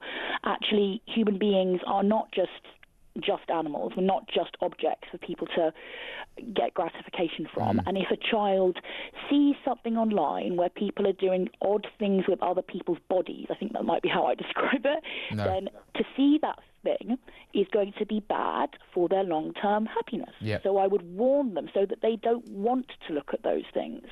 But I think our culture has left behind, people kind of were resistant about searing supposedly judgmental Christian morality about sex, but we've gone so far the other way that you're seeing people, like I said in this Bonnie Blue documentary and elsewhere, being treated as objects and as though gratification and making money is all that matters, and that's not good for human well-being. No, absolutely. Grace from London, thank you so much for that call. That was really, really informative. And we've got another great call coming in. Her name is Georgina. She's also in London, and she is a regular caller in to us here on Talk. And she, by my word, is, I think, if we don't see her on the ballot paper in a future election, then we're poorer for it. Hello, Georgina. How are you? Good afternoon, my darling. I am absolutely fine. I'd just like to say to Grace, I would love to live in a perfect world. And having had 5 children, I would like to say also that parental locks work wonders on your phone. I wanted to ring to say about the government and this ridiculous ECHR nonsense coming into it or going out of it. You can't invest your trust, Jonathan, in any party that will not have courage of conviction to commit to a policy, especially a policy of such importance as the deportation of illegal migrants, especially those who have committed crimes on our shores or against our British citizens. It's imperative, to my mind, that the United Kingdom leaves the ECHR to give us a political movement to get deportation policies in place. The Conservative Party will not give a definitive answer on this subject with their expertise in skirting round questions on this subject. We've witnessed this time and time again. Whilst the Labour Party promised all things to all men and delivered absolutely nothing on any of their policy promises, especially on the illegal migration policy. It's like a revolving door, letting them all in all and sundry.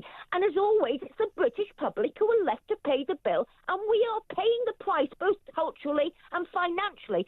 That, despite what anyone thinks, the human rights law is outdated and is being abused by the judicial system.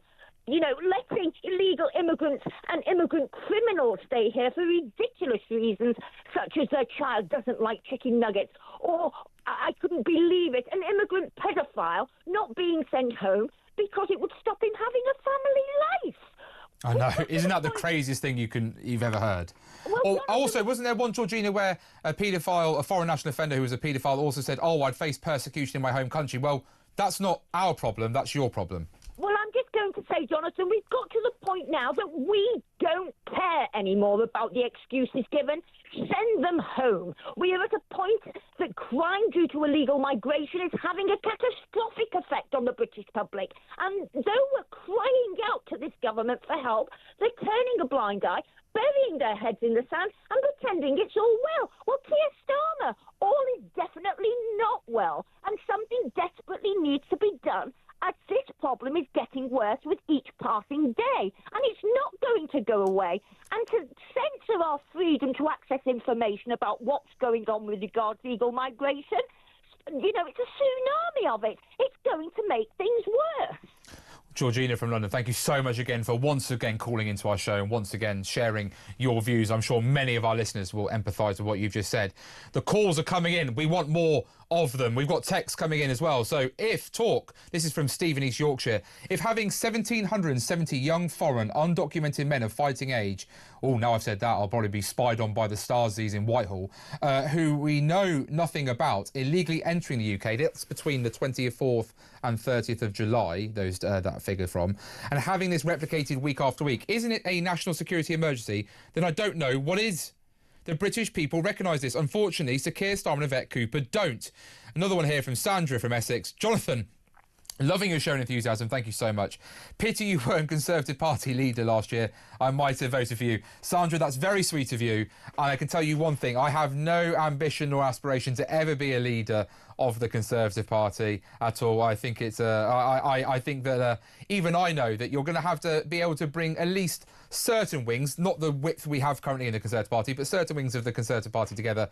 I would be one that would probably struggle to bring a coalition of some sort together within the Conservative Party, but I would love to be able to charge into the firing line for anyone who can do the right thing and try and win back the trust and support of the British people. We're here. This is Talk, the home of common sense, 0344 499 1000. You can also WhatsApp us and voice note us on that number too.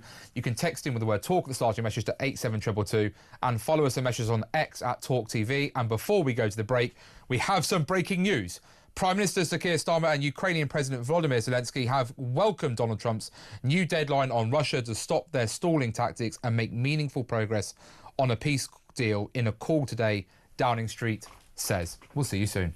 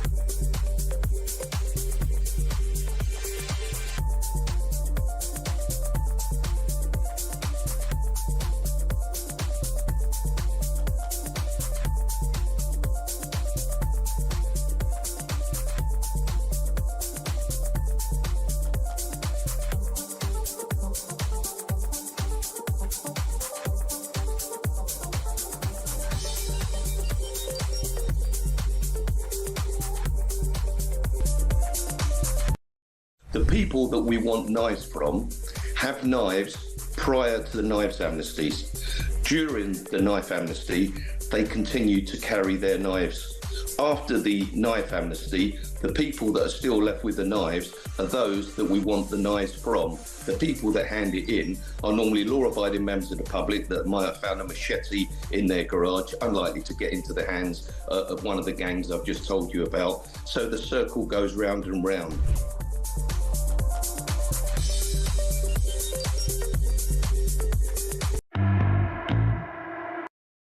Across the UK, on DAB+, on your smart speaker, on your smart TV, and on your side. This is Talk.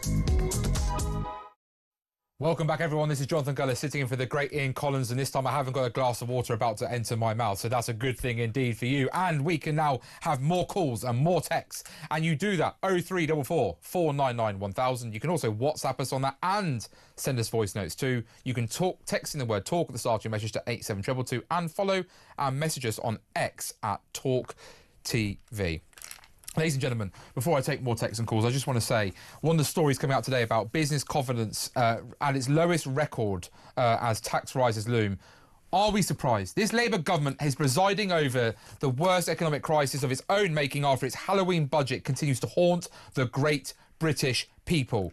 Unemployment up to 4.7%, the highest since mid-2021. That was obviously close to the pandemic. Payroll employment down 178,000 over 12 months, including 250,000 jobs lost since that budget. Inflation up to 3.6%, and in food inflation up to 4.4%. £40 billion in tax rises, including the £25 billion raid on businesses through the national insurance increase that hits many of our amazing small, medium-sized enterprises, many of whom employ 10 or fewer people. The family farm tax that has seen one farmer tragically take their own life, and a net loss of 3,175 farms. It is no wonder that Rachel Reeves is in a crisis of her own making. This Labour government that likes to tax and borrow and spend more, but then doesn't have a clue how to make sure that it keeps your money safe for your future children and grandchildren in this country is quite startling indeed. There are indeed some things this Labour government is being brave and bold on when it comes to some of the long-term decisions. Angela Rayner has been calling in, planning and making sure that those houses are going to be built. That is a sensible thing to do because we need more houses. I think Wes Streeting has been firm in his lines when it comes to standing up to the BMA's ridiculous demand of another 29% pay increase. But that is a problem of Labour's own making when they caved and gave 23% pay increase with no terms and conditions in terms of improvement and productivity attached to that pay award. Another issue, again, under this government, of course, is the fact that 25,000 illegal migrants have now entered this country, up around 50% on 2024, and foreign national offenders to the tune of 10,000 sitting in British prisons, costing us £580 million of your hard-earned tax-paying money each and every year, with 1 in 8 of those foreign national offenders in for prison for sexual offences, a 10% increase. It is a dark and sad day in this country. We need to take crime more seriously. I don't just think, of course, that crime is something that is relevant to just foreign national offenders. Of course, there are British people committing horrific crimes, and they need to be locked up, not released, like we've seen under Sir Keir Starmer. We need to be emergency building prisons to make sure we increase prison capacity. We need to be looking at the El Salvador model that I think should be looked upon, because by putting those violent criminal gangs behind bars, it is now one of the safest countries in the world, because President Bukele took firm and decisive action using the police and the army to work side by side to take on these gangs. Instead of worrying all the time about some human rights lawyer getting their knickers in a twist, we need to actually just have firm ideas and firm thought processes. And I am calling out for anyone to come forward with common sense ideas and radical ideas in order to make sure that we can make our streets safe, we can control our borders, we can deregulate so we get rid of red tape, that we use our Brexit freedoms to its fullest, and make sure that we lower the tax burden so we don't have to constantly get the government give us back bits of our money in subsidies and say, oh, aren't you grateful that we gave you that? No, you didn't give us that. We gave ourselves that back, but obviously at less than what we gave it to you. Actually just reduce my tax burden, and guess what? I'll be able to buy my first home. I'll be able to afford childcare. I'll be able to afford my weekly shop. bin the net zero madness so I can actually make sure that I can afford my energy bills without having to worry about how I'm going to feed my children or family into the future. Those are the common sense policies that we're all crying out for. And my word, on this station, don't you text us and call us in. It's a shame that many of you aren't in a place to be in the House of Commons. I think you'd scare a lot of people. And blimey, Georgina, a regular caller into our show. The love is coming in. This is from Reg. I think Georgina, the caller, should have her own show. I've listened to her make at least 10 or 15 calls into the station. I think she's legendary. And then another one here from Esme.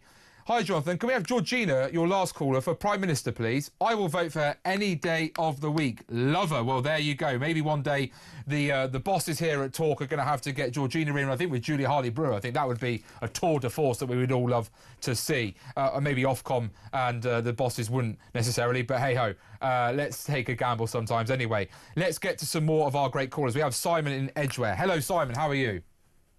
Yeah, good afternoon to you.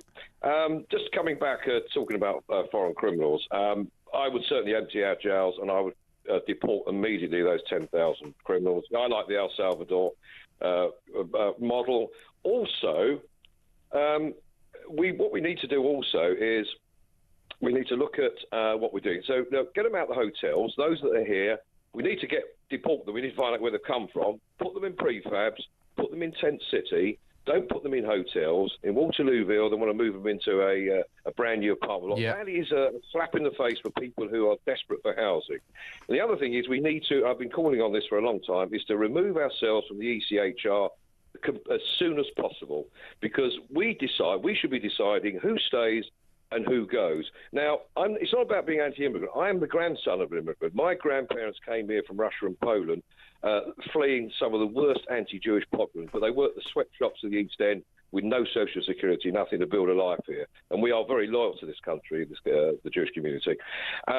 The Windrush generation came here, worked on the buses, the trains, all those lovely black nurses from Jamaica went into the health service. The Asian community came. When you think of the Ugandan Asians that escaped with just the shirt on their back from Idi Amin's Uganda. Well, Simon, very quickly on that, Priti Patel, the former Home Secretary, being the daughter of people who, like you said, Ugandans who fled the terror there. I mean, it goes to show what can be achieved. And she, again, a true patriot of this country, standing up for our rights and our freedoms. Absolutely. And you see a government here which is completely out of control. I'm in the security industry. I run corporate events. During COVID, during lockdown, we had a contract with, I won't name the supermarket, but one of the main high shoppers. We had a good free hand. But again, the £200 rule is ridiculous.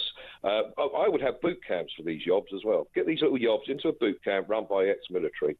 But this country is sliding further and further into the gutter. Unless we pull it up by the lapels quickly, it's just going to get worse and worse. It's a lot of talk from politicians. I'm prepared to give reform a go. I wouldn't be adverse to them going into a coalition with Conservatives. I happen to like Cammy Baydock. I'd just like to see her a little bit more tougher. But foreign criminals, clear out the jails, and I would blockade anything coming out of front. We gave the French £500 million, and they've done nothing to curb the situation. All that slashing of the boats was a big publicity stunt. Yeah. Slash a few dinghies and pretend we're doing something. But situation, put the Royal Navy ships out there. You're not coming across, you're going back to France. We've got to take a tougher stand and clear the criminals out of our jails. Deport. Only people here that really need to be here. And actually, what I like about the El Salvador model that doesn't get the attention it deserves is that President Bukele, for example, has made prisoners work to produce, for example, certain furniture, certain clothing. The idea being that if they work hard and develop a skill, that will actually earn them time off those lengthy sentences that they've been given, but also mean that they have something to go into when it comes to coming out of prison, whilst also supplying goods for the community that will come at a cheaper price. So that means that large corporations that seek to profiteer all the time rather than responsible capitalism that I like to think should exist. I think that, that's what it's all about, right? Like you say, those youngsters who commit a sort of antisocial behaviour, rather than a tag sometimes, which absolutely can be used at times, let's get them clearing graffiti. Let's get them learning how to fill a pothole and actually supporting council, right? This is what's wrong with this? Why is it every time I raised this when I was in Parliament, it was always made out that this was really difficult, and no one ever said to me why, apart from transporting them around would be challenging. I was like, well, you've got to do something different from the stale system we have now, because it's not working. Jonathan, if you look at the US system, over for decades now, they have what they call chain gangs that actually get the prisoners out working. And our prisons are in a terrible state. They're rife with drugs and criminality. Even in Belmarsh, you've got Islamic extremists there almost running it as a gang warfare. We have got to shake this. Unfortunately, it's not going to happen with this Labour government. No, Starmer is a coward. He hasn't got the guts to stand up and do what's right. You can see that all the type of policies, right, we could be here all afternoon if we went through it.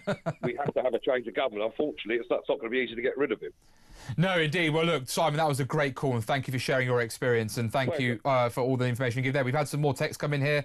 Serious questions need to be asked of this government in terms of fulfilling their duty of care to protect us. Starmer and Cooper, that's Yvette Cooper, seem more concerned about protecting those who come here to take from us. Well, we've got another caller, Tony in Wolverhampton. Hello, Tony. Hi, yeah. My problem is that where's the standard of what people should expect? Like, they leave a country like, I don't know, Somalia or somewhere, and okay, there's a war on. So you move out of Somalia, you go into another country, and there isn't a war there. So what should you expect? You've gone from whatever standard of living you had in the country wherever you had. And then when you move to another country, why should you expect, like, you know, if you, I don't know, if you're in a cave in Afghanistan or something like that, and then you move to another country, why have we got to give them, like, an hotel room and food and whatever? We come to this country, there isn't a war going on, but we have fresh water, we have sanitation. Everything else is an added bonus, or it is not what the, you know, who sets this standard? I mean, if they went to, I don't know, Liechtenstein or one of the, you know, the massively wealthy countries, would they expect, like, I don't know, a Lamborghini or something? I don't know. Well, you know, I don't understand it. Sorry, Tony, because of time, but thank you for your call. Appreciate it indeed. And you can be like Tony, calling in 0344 499 1000. You can text the word talk to start your message to 87222, and you can follow us and message on X at talkTV. Join me in the next hour, where we're starting with James Starkey, ex-special advisor to Priti Patel in the Home Office, to find out how easy is it to deport illegal criminals who have come here and make...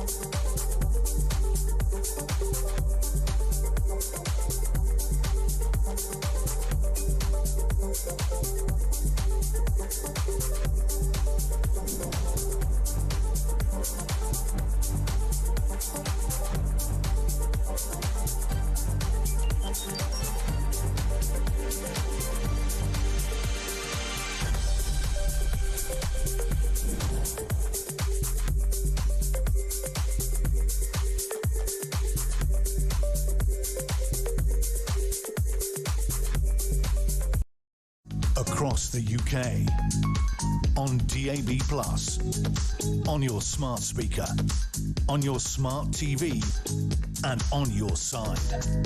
This is Talk.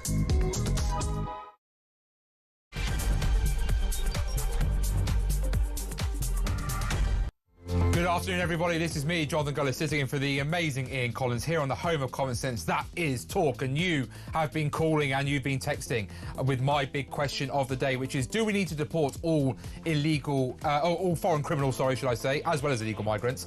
And is this now a case of being a national emergency? You can tell us what you think by calling 0344 499 1000. You can also WhatsApp us and voice note us on that number too. Text the word TALK, the start of your message to 87222, as well as follow us and message us on X at talkTV. We've had one text come in already, which says, from Cliff in Berkshire: is true, the legacy parties have not solved the problem of illegal migration. However, I worry that should a new party assortment of his leadership and warmongering. Not sure who Cliff is specifically referring to there, but Cliff, if you want to text in, please do let us know. Well, look, ladies and gentlemen, coming up, the number of foreign criminals in the UK jails is at its highest level in over a decade, now making up 1 in 8 inmates, with experts linking the surge to record immigration levels. Meanwhile, rather than tackling rising crime in London, Sadiq continues to wage war on motorists, banking £14 million from hated ULEZ fines while lawlessness takes hold.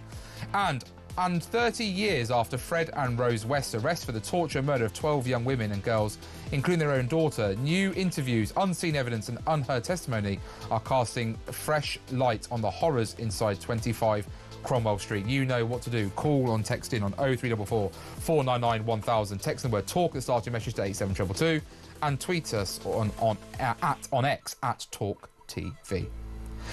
Let's go to our next guest. His name is Mr. James Starkey. He is a former special advisor to Priti Patel, Home Secretary, and we're keen to get his insider knowledge on what is going on when it comes to these foreign prisoners. Hello, James. How are you?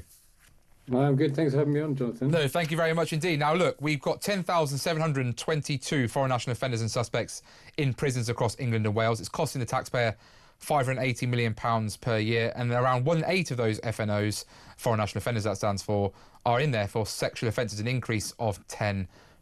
Obviously, it's caused huge anger, as you would imagine, amongst the British people. A lot of people simply saying we should just be deporting them. I think Reform and the Conservatives have said that they would deport all foreign criminals. Labour are pointing out that they actually have a good record. They've deported 5,154 foreign national offenders. That's an increase on 21% on the previous year under the last Conservative government, and in total have removed 24,000 people who have no legal right to be here in the UK. James, you've been inside the Home Office. It's easy for people like me and listeners to say, well, let's just deport them. How difficult is it actually to do that? It is challenging, but I think you can understand why the public's just frustrated. So some of the barriers are things like, other countries, frankly, not wanting to accept them. Similar barriers to deporting migrants, which is appeals. Based on often ECHR law, right to a family life or whatever it might be.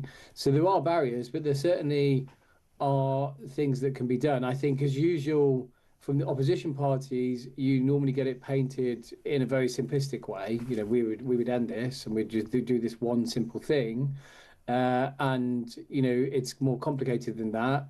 But it doesn't mean they don't have a point.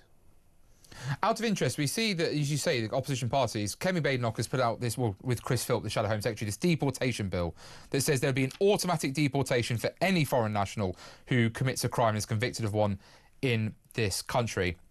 And Robert Jenrick is obviously saying that he attributes the rising of foreign national offenders in our prisons to uncontrolled immigration. Do the Conservative Party fall here potentially into the trap that Reform UK have set themselves at times of saying what sounds like the populist thing, but not actually having the substance behind that? I mean, she would talk about carving out elements of the Human Rights Act to enable that to happen. But as we saw in the last Parliament, carving out things doesn't necessarily mean that you avoid legal challenge. Well, I think the trap that the Tories fall into is the fact that I imagine most of your viewers and listeners will say, well, these guys were in charge of it less than or just over 12 months ago. So why didn't they do some of these things there? I mean, that's going to be the problem for the Tories for quite a while. I haven't read the full part of the deportation bill, but what I would say is I find it hard to believe it would solve the problem unless it addresses wider issues. So, for example, where you want to deport people back to their origin country, and if they won't accept them, the question becomes, what are you going to do about it? So a central thing is the how safe a country is. So we don't deport people, whether they be illegal migrants or foreign national offenders, to countries we deem as unsafe. So how up to date is that list? Does that list reflect the same as the FCO safe travel list? I would imagine if you go through it, there are places that are okay to travel to that we say we won't deport people to. That's often a contradiction. So and then how much of that is covered in the bill, I don't know, but there are things you need to address if you're going to do it. It's certainly not as simple as saying we would just deport people. There's other parts of legislation, the law, that you would need to deal with, and I think it's probably the case that one of those parts would be the ECHR. Now, interesting you say that with the ECHR. I was speaking with Liam Deacon earlier. He is a former head of press for the Brexit Party, as it was then known. He was saying that he expects Kemi Badenoch to get to a place where she will announce at Conservative Party conference they will leave the ECHR, particularly when she's tweeting like she has done earlier today, which we just shared on the screen whilst you were talking, which is no ifs, no buts. If you commit a crime in this country, foreign nationals who commit crimes will be deported. I mean, again, how easy is it just the ECHR? Is the problem here, again, it's simplifying what is a complicated legal system? You have, of course, as you all know, the Human Rights Act, Equality Act, the Refugee Convention. She obviously has Lord Wolfson looking at all of these things, but obviously she's going to have to surely take the Conservative Party into a place where it says they have to leave the ECHR if they're going to have any chance of stopping Reform UK surge right now. I think the danger with the ECHR argument is that it's presented as one single silver bullet. That if we leave the ECHR tomorrow, then from then on, we'll be able to deal with migration and we'll be able to get rid of all the foreign national offenders we want to. You have to replace it with something. We're a country of laws. And so there is obviously going to have been a lot of case law built up that will still be, in our justice system. You will have to replace large elements of that with something else. And I think it's certainly incumbent on those who say they're going to leave the ECHR. We'll see if the Conservatives, I think you're right, the speculation would be that that's probably the landing zone for the Conservative Party, perhaps around party conference later this year. But whether it's Reform or whether it's the Conservatives who are saying we're going to leave the ECHR, much as that might be some of the issues, and it certainly is where, if you look at the individual challenges that are stopping people being deported, it's unarguable that they are some of the cases. The question then is, well, what are you going to replace it with? Because you have to replace it with something. Exactly. Well, particularly when you've got the Good Friday Agreement as well tied up around the Human Rights Act, which obviously is a codification of the ECHR in UK law. James, we've just got there footage of a video that Labour Party put out when they started deporting, almost a Trumpian style video where they were showing people being put on planes and deported out of the country. Ironically, though, we saw the video once and we haven't seen such a video again. A bit like, as you'll understand, viewers and listeners being very concerned that they saw the boat in shallow waters being punctured by French police the day before President Macron had his state visit to the United Kingdom, and no such footage has emerged doing similar since. What would your advice be to Labour if you were called up by Yvette Cooper to come back into the Home Office to tackle this issue? Have Labour almost set themselves a trap by also suggesting that they would smash the gangs when it came to illegal migration, that they are already, as I say, removing 24,000 people who have no legal right to be in the UK? How do they deal with this from a perspective of actual policy, and then maybe even communicating what they are doing with the British people? I think you can. Well, I think number one, on many areas, you often get a difference between the department responsible, in this case, the Home Office, and the Secretary of State, Yvette Cooper, which I think it's probably unlikely they're going to call me and ask me to go back in for a number of reasons. But you never know, James. You never say never.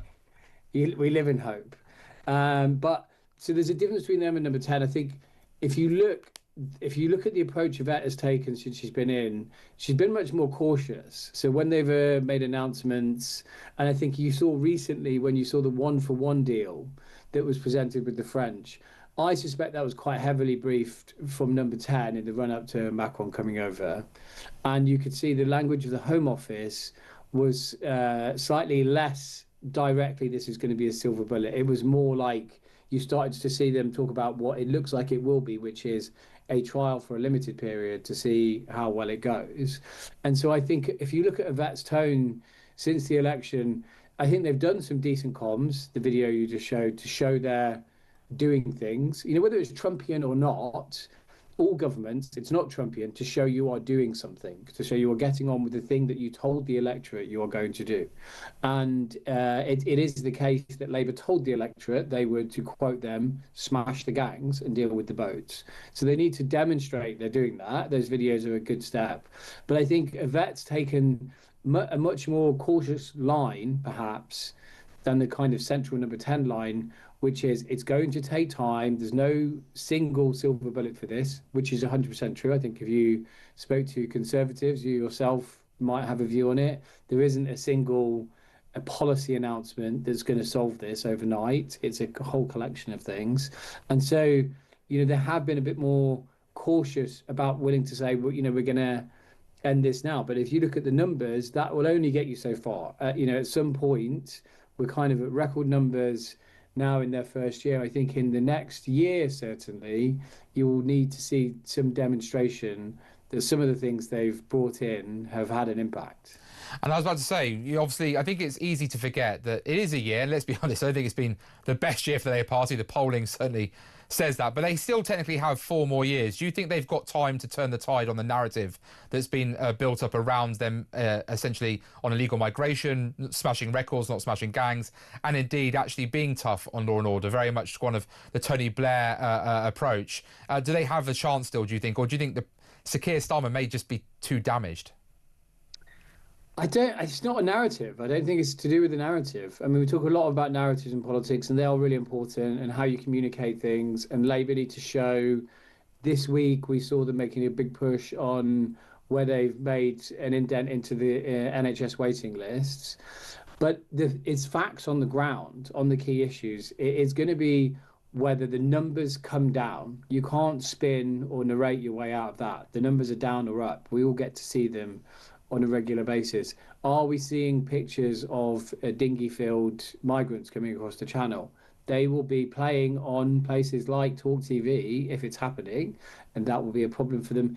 In the same way, people's experience of being able to get an appointment at their GP will define massively, no matter how much comms the government put out, how they believe the government have fixed, in their words, the NHS.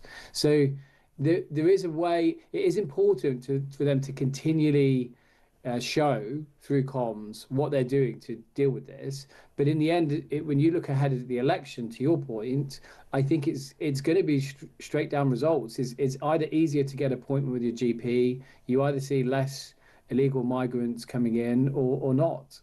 And all of this vacuum that we're currently left in, Labour obviously, as you say, trying to sort of get the agreements in place and deliver the policies that they then hope will actually produce the results. Obviously, the Conservative Party, whilst being His Majesty's official opposition, still going through, I think, a phase of trying to, you know, be heard by the British people and even try and regain some credibility with them.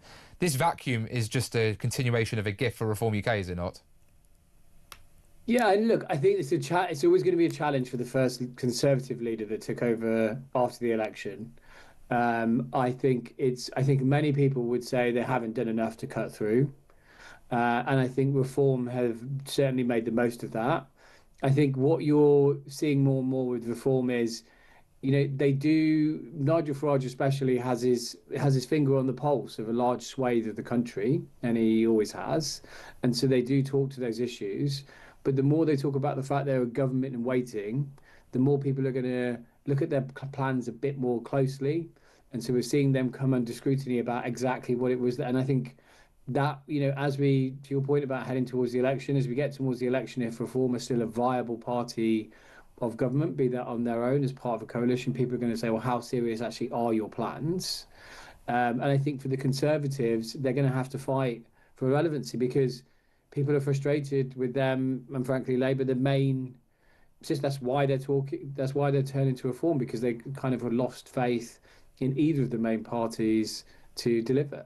I think someone that you used to work with in the Vote Leave campaign, Dominic Cummings, was quite blunt about the fact that Reform need to remember that they're winning as they are at the moment because of major dissatisfaction with Labour and Conservative, rather than having convinced yet enough of the electorate. And we certainly have text messages where people are saying they're willing to put their trust in Reform, but also very aware that if Reform come in and fail, then everyone's failed and there'll be a huge loss of trust in democracy. That's the real danger here, isn't it? Building up expectations, building up the idea that there are easy fixes to complicated problems. And then if Reform were to form some form of government, whether that be a majority or a coalition where they're the largest partner alongside the Conservatives, that the British people are kind of at breaking point with any trust in any political movement.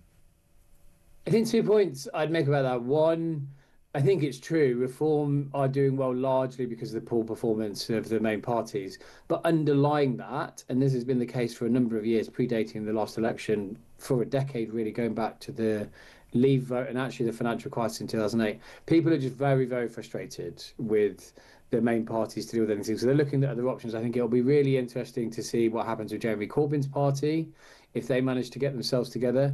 I think it'll be interesting if you had a charismatic leader of the Greens. Not my politics, I'm not close to it, but Zach Polanski seems like an interesting guy and could capture the kind of support of a substantial group of the electorate. And so I think we're going to see that continue, a kind of more of a multi-party system, if you like. But I think, you know, more generally for the Tories to get back into any credibility is going to be a challenge. And I think Reform, they're just going to come under a lot more scrutiny. Well, it'll be interesting to see. As you say, we've got those. They've got to come up with policy. It's got to be credible, and they'll face two big tests in Scotland and in Wales, where some polls in Wales have them becoming the largest party. They're going to have to be able to explain how would they run, for example, NHS Wales, and that will be surely something, James, as a final question, that will be used against them as a marker to say, well, this is an example of reform in government. I know that there's some parties that try and make out, look at this reform-led council, isn't it doing X, isn't it doing Y, but actually, is that going to get any real cut through with the public when there's also plenty of examples of poorly run Labour, Lib Dem and Conservative-led councils? Yeah, I don't think how they run these councils is going to massively impact them nationally. I think Wales could, if they really did take charge of Wales, that could go either way. In truth, you know, that would be a big challenge for them, but it also could be a big advantage if they were able to show they were able to do certain things better. And the truth is, in devolved nations, there are powers they don't have. So if they look at the template of the SNP, who were very successful for well over a decade, about taking credit for anything that went well in Scotland, whether it was them or someone else, and blaming things that didn't work on Westminster, in their case to highlight the need to break up the union. If Reform were able to do that, that would turbocharge them on the road to the next election. Equally, the potential risk for them is if they were seen to not be able to run things properly, that would probably play to people's fears, because you can see it in the polling already with Nigel Farage, which is people basically say, you've got a point, we like what you say, we agree with some of the things in terms of the way to deal with it. We don't quite think you'd be good at running stuff, though. So I think that is a weakness that Wales could expose. But, equally, I think it would be foolish of the main parties to just assume that something's going to come along and save them. In the same way that you highlighted, Dominic Cummings said, well, it's other people's failures that have led to Farage's current success in the polls. I think if the other parties are hoping that Farage just happens to fail and they do well again, that's just not a strategy and will lead to further disaster, to be honest. James Starkey, former Special Advisor to Michael Gove and Priti Patel, I should say, in the last Conservative government. Thank you so much for joining us here on Talk. Ladies and gents, let us know what you think. 0344 499 1000. Text the word TALK at the start of your message to 87222 and follow us on messages on X at talkTV. We'll see you soon.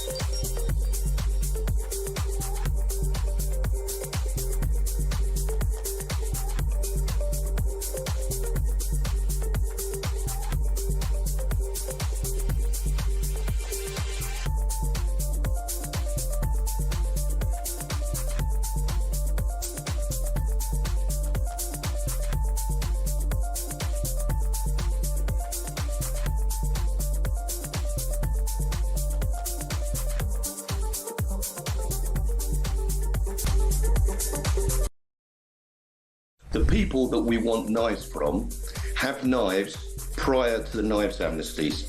During the knife amnesty, they continue to carry their knives. After the knife amnesty, the people that are still left with the knives are those that we want the knives from. The people that hand it in are normally law-abiding members of the public that might have found a machete in their garage, unlikely to get into the hands of one of the gangs I've just told you about. So the circle goes round and round.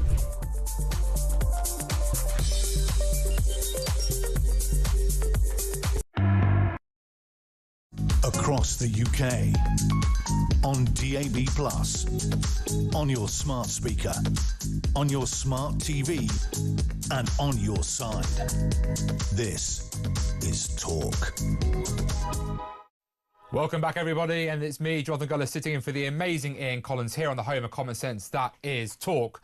We want to hear from you. 0344 499 1000. Text in the word Talk at the start of your message to 87222 and follow our messages on X at talkTV. Well, before we go to my next guest, we have a great clip that's gone viral all over social media. Her name is Councillor Layla Cunningham. She is the Westminster City Council for Reform UK, and she happened to bump into Sadiq Khan strolling around West London. And let's see how that went. Mr. Khan, I'm a Westminster City Councillor. I just wanted to ask you on your thoughts on knife crime going up by 60% in the past 2 years. No, this is the Met thing. Knife crime 60% up, and you don't care. Nothing to say? Nothing to say? Nothing to say about knife crime going up? 81,000 phones stolen? Nothing, you don't care? If you want to write in. If you want to write in, they say. Great. Mr. Khan, will you accept the debate for Nigel?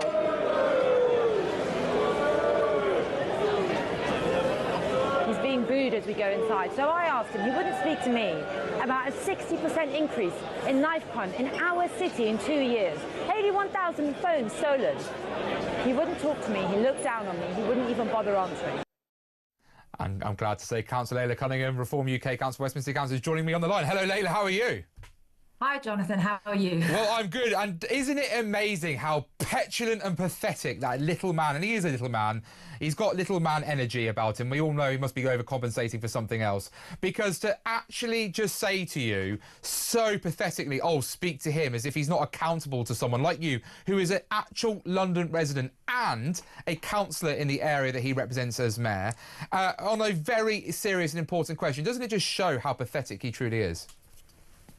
It really shows his disdain for normal people. You know, I'm not coming at him with some random fact. I'm coming at him with something that really concerns Londoners, really concerns mums. And just to point out, by the way, some people have said on social media she's some random person. He's in Westminster, the borough that I'm a councillor for, and all he could say was say hello to Nigel.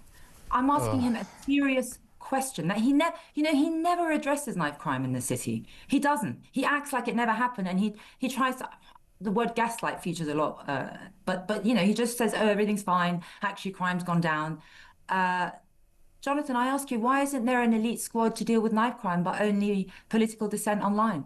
Well, it's a great question, right? And isn't it embarrassing and infuriating that, like you say, people like you and me are probably on some watch list held by the some Whitehall group that's monitoring us because we dare to say that two-tier policing does exist. There's plenty of evidence for it, and indeed that there are hotels. I remember when I named a hotel in the House of Commons in my constituency, the first one to do it, and was condemned widely by the media as putting people's lives in danger. And I was going, well, what about the lives of the people of places like Stoke-on-Trent? What about the visitors that come to our area where that hotel sat directly opposite the railway station, a gateway to 6 million passengers a year that come to visit or travel to and from our great city? They had every right to know what that hotel was being used for, and in fact the Britannia hotel chain were obviously profiteering off it. I mean, it's amazing, isn't it, when I see him challenged by lots of even Conservative female members of the Greater London Authority. He doesn't half like to roll his eyes, give performative answers, or indeed just interrupt them. And then you rightly say all he can do is point at some other random person that you're meant to go and speak to, or say hi to Nigel. Alex Wilson, the Reform member of the Greater London Assembly, is so rudely treated for asking very legitimate questions. As you say, Sadiq Khan, just grow a backbone, stop going on other channels being interviewed by your mates like James O'Brien. Anyone can do that kind of interview. Actually answer questions from democratically elected councillors. And how on earth, as you say, Layla, can Sir Mark Rowley, the Met chief, say that London is, quote, a really safe place to live and work? I mean, the data doesn't back that up, does it? The policy exchange this week, Your Money, Your Life, or Your Life, sorry, says something completely different. I'm sure you noticed in the video, I think he's got a 20 deep security detail, while the rest of us slug it out on the streets with no security, no police, and no protection at all from the mayor. He looks at us and calls us far right, or some people call us dangerous rhetoric, for pointing out the real issues, the real crime issues that are happening on our streets. But listen, if you've got a mayor that removes visible policing, half stop and search, and we heard only 6% of crimes get charged, it's a playground for criminals, and that's what London's become. Well, yes, just to let people know, from that policy exchange report, Your Money or Your Life, which looks into crime under Mayor Khan, we've seen already that Sadiq Khan has previously expressed wanting to stop the overuse, as he would say, of stop and search, and actually statistics show that stop and search is down around 40%, something that we know actually helps the police catch people carrying dangerous weapons. We also know there's a £260 million funding gap for the Metropolitan Police, which has meant that Sadiq Khan is overseeing 1,700 police officers, staff and PCSOs being cut. I mean, what's the feedback from residents when you speak to them, Layla, about life under Mayor Khan? I haven't met one resident. It's not that they don't like him, it's that they are fuming. And I saw the comments that I got online. Not one comment said, leave him alone, he's great, why are you doing this? The vitriol and the sheer hatred, and I hate to say this for an elected politician, and it's got nothing, it's not with him personally, I think, it's what he's done to our city. He's totally deprioritized crime. And if it continues under Sadiq Khan, we're going to see it be like San Francisco. And London's one of the greatest cities in the world, if not the greatest. And it used to be the safest. But you know, and he's very, you know, when he wants to get something done, he will. I know if I go into central London, I better pay that ULEZ charge, or else I'm going to pay double or triple in a few days' time. I want that same kind of focus that he focuses on punishing motorists. I want him to focus on punishing criminals. Sadly, he's not. And to back you up again, Layla, the Policy Exchange report says that under Sadiq Khan, when he came in roughly around office in 2015-16, there was 9,000 knife crimes that took place. That went up to 14,680 by 2019-20, and in 2024 hit 16,879, an 86% increase over the 2014-15 levels. How on earth does he think he can dodge scrutiny? Lawless London is a real thing, isn't it? Definitely. You know, if I was Sadiq Khan, I would have an elite force. I would flood knife crime hotspots with police officers. You say, and he says he doesn't have enough resources, but you know, the police had time to log 15,000 non-hate crimes, right? So the resources are there. How much money is he making off ULEZ? Where's that money going? He's cutting all park police. In November. In fact, a resident just texted me saying that her son was attacked for his phone while riding a bike in the park, and that's just going to become normal. Where is he spending all our money? It's a dereliction of duty.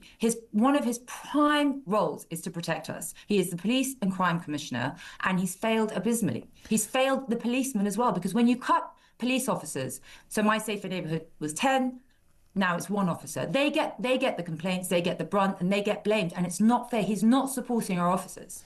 Is there a case, do you think, for, because London has become so lawless under Mayor Khan, that actually he should lose the ability to be the commissioner for the Metropolitan Police, because ultimately he's failed in his duty, hasn't he?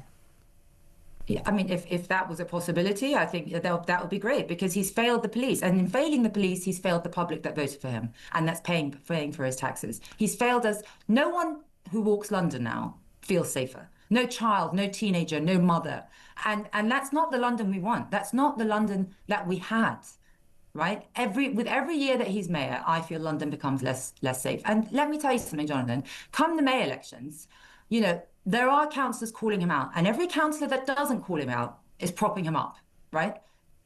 And people need to know that. The only way to get rid of Sadiq Khan is to call him out, and every councillor that doesn't, come in May, is propping him up. I think those London borough elections that we're going to see all out in May 2026 is going to be quite extraordinary, and I think Sadiq Khan is going to probably come to some idea that maybe he won't run again for another term, because he'll probably see the electoral reality heading his way. Councillor Layla Cunningham, Reform UK, Westminster City Council, thank you so much for joining us there today. Well, ladies and gentlemen, what do you think? You can tell us 0344 499 1000. You can also WhatsApp us and send a voice note on that too, as well as texting the word talk at the start of your message to 87222 and following us on messages on X at talkTV. We'll see you soon.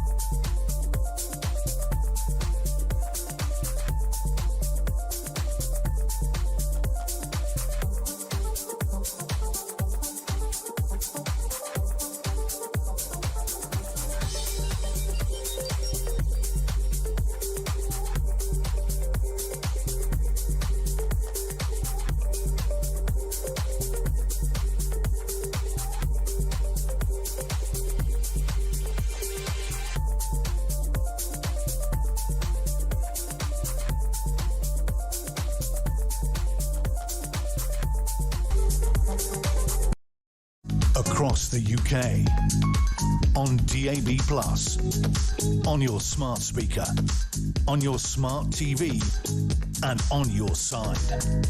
This is Talk. Welcome back, everybody. Me, Jonathan Gullis, sitting in for the great Ian Collins here on the home of Common Sense. That is Talk. You've been texting, you've been calling, and you know 0344 499 1000. Text the word Talk at the start of your message to 87222. And you can follow and message us on X at talkTV. One quick texter, Clay from Folkestone. Jonathan, a way to help reduce crime in London is to separate the position of London Mayor and Police Crime Commission. There is a conflict of interest with one person doing both jobs, particularly with the present occupant.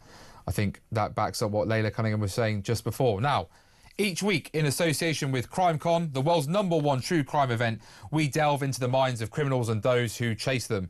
From the psychology of offenders to forensic breakthroughs and the fight against wrongful convictions, we bring you gripping insights from some of the biggest names in true crime. This week, we turn to Fred and Rose West, the serial killer couple behind the notorious House of Horrors at 25 Cromwell Street in Gloucester.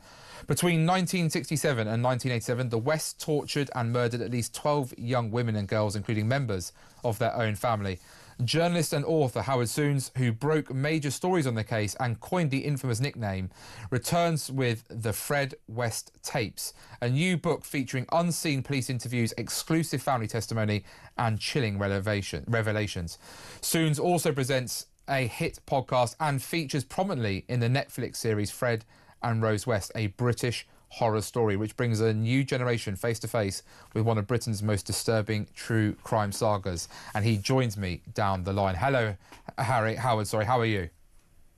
Hi, Jonathan. Well, thank you so much, first of all, for joining. Now, it says here that in this great book of yours, you're featuring exclusive extracts from police interviews with Fred and Rose West. I mean, just can we get a flavour maybe of some of the types of things that haven't been out there in the public domain before that you've come across and that, will probably horrify the British people? Well, Fred West spoke to the police at great length, very unusually for a murder suspect. He didn't say no comment. He decided just to talk and talk and talk. and there's over 100 hours of police interview tapes, which the public hadn't heard or seen. A few extracts were in the trial in '94, but recently I gained access to all of them, and we used extracts in the Netflix series which I produced, the Fred and Rose, the British horror story, which has been a huge international hit for Netflix. Over 100 million people have seen it. And this book, the new book, the Fred West Tapes, is me turning that into a book. Of course, we can't use all the tapes in Netflix. There's not space on television, so there's more space in a book. So we hear Fred, for the first time, telling the whole story in his own words, confessing to the murders, talking about his childhood, his marriage to Rose, his partner in crime. And there's this cat and mouse game between him and the detectives. He's telling them things, but he's also not telling them the whole truth. He's making things up. So it's a labyrinth of lies and extraordinary claims, some of it very, very disturbing, graphic. And he talks but fascinating. Everything is fascinating because you hear him and you get to know him by listening to his voice and reading his words, because he speaks in a very particular way.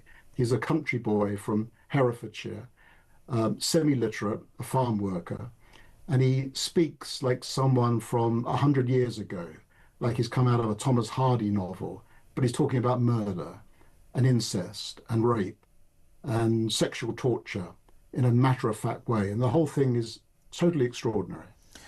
When it comes to, obviously, as you say, those tapes that you've been bringing to light about what it is, you said there, obviously, that he was sort of telling the truth, but also spinning a labyrinth of lies. Why was he at that stage, as you say, opening up, but also spelling mistruths? Was that to try and throw the police off? Was it, as you say, just about him sort of having fun at the end after knowing that he was ultimately going to be sent down?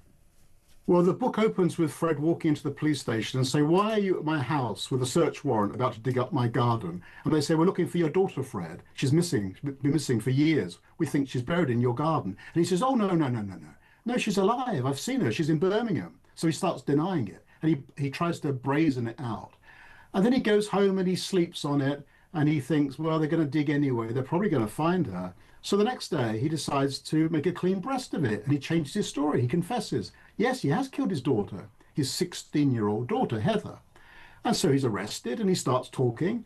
And the police say, "Well, is there any more, Fred? Anything else you want to tell us?" He says, "Oh, no, that's it." And then they start digging and they find some more bones in the garden. And they tell him that they found some more bones. And he says, "Oh, yeah, there is another one." And then, in fact, there's a third one. But he says, "Oh, that's it. There's nothing else. You haven't got to look in the house." And so it's this kind of process. And then suddenly they start looking in the house. And there's 5 in the cellar. And there's 1 under the bathroom. And then his stepdaughter's round the corner. And his ex-wife, his first wife, is in some fields where he grew up. And his first girlfriend, Anne, is in the same fields. So there's 12. But it comes out in dribs and drabs. And he's trying in his kind of Neanderthal way to manage this crisis. He's in a crisis. His life is falling apart. He's trying to protect his wife, Rose West, who he loves and wants to protect. But she's his partner in crime, but he doesn't want the police to know that. So he's playing this game. He doesn't play it very well, but you see him and you'll read in the book, chapter by chapter, we go through, we're in the interview room. So it's day 1, day 2, day 3. And we go through this process as the whole thing's unraveling. And you see him trying to talk his way through it and out of it and maneuver his way through it. He knows he's going to prison, but he wants to protect his wife. But then it all starts to go wrong because the police know that Rose is involved. And so they start to charge Rose with murder. And then he starts to change his story. So it's a very interesting and it's a really gripping murder investigation. Out of interest, obviously some people always make Rose out to be the real nasty one. Like you say, they paint Fred sometimes to be the simplistic Neanderthal.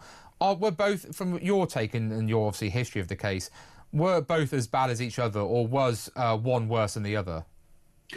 Yeah, well, it's a very interesting thing. Fred's a lot older than Rose. He was 12 years her senior. He was 27 when they got together. She was 15. He'd already murdered. He'd already been married. So he had to be the dominant partner. He had to be taking the lead. But over their long marriage, and they were married for 25 years, she fell into step with Fred, and she matured into an extremely aggressive woman. And the children, for instance, who lived in the house with the West, they had 10 children, 2 of whom they murdered. They were scared of Rose more than Fred, because Rose had a vicious, insane temper. And she also had a proclivity for abusive sex, violent sex. That's what turned her on, and that's what turned them both on. And I think Fred brought her into this world, but she grew to own it as much as he did. And they were, who's to say who was worse, They were probably raping and torturing together. Yeah. But Fred was probably the butcher and the one who dug the hole and buried the remains. Fred was a labourer who basically dug holes for a living. That was his job. Howard, you found some amazing things, obviously. You've number one, the shocking confession from Fred that he got his own sister, Kitty West, pregnant, and the first public naming of Fred's 1965 hit-and-run victim, which was 4-year-old Harry Feeney. How was that? Was that Fred confessing that at the time of the police, and sort of how was his response as he's saying these things? How's he coming across as he's telling them? Well, he tells stories. He loves talking. He's a raconteur. In chapter 4 of the book, which is called Fred's Early Life, the police say, "Now, Fred, tell us about your early life. Tell us the whole story. Imagine we're your biographers." And he says, "Right," he says, "I was born in Muchmarcle, which is a village in Herefordshire." And then he starts talking, and they can't stop him. And he tells this extraordinary series of stories, much of which is made up. And then he says some things that turn out to be true. One of the stories he tells, it seems so bizarre that you'd think it was a lie, that when he was living in Glasgow with his first wife, whom he murdered, he drove an ice cream van, Mr. Whippy van, with playing the tune of the Teddy Bears Picnic, was driving around Glasgow, ran over a 3-year-old boy under the van, killed him. That's the first killing, actually. And, can this be true? There's no record of it. He wasn't charged with it. There's no crime recorded. But he remembers it exactly. He remembers the date, the street. He gives all the details in the interview. And it turns out it's true. And indeed, recently, the family contacted me because I've become well known for this case. And people contact me from all over the world. They now live in Canada. They said, "Oh, yeah, this was our family member, Harry Feeney from Glasgow, who died on the exact date in the exact street that Fred said in his interview in 1994. And so it's true. And the family always knew it was Fred, but they know Fred as the ice cream man who ran over and killed their boy. And then this is years and years, many years before Fred becomes Fred West, the mass murderer. It's one of the extraordinary revelations in the book. Fred's early life is very extraordinary. You alluded to his sister Kitty, whom he got pregnant. Tragic story. When she was 13, he was 19. And incest actually runs through the West case. Incest is one of the vices at the heart of the West case. All these crimes are sex crimes, and the Wests were turned on by peculiar, abusive sex.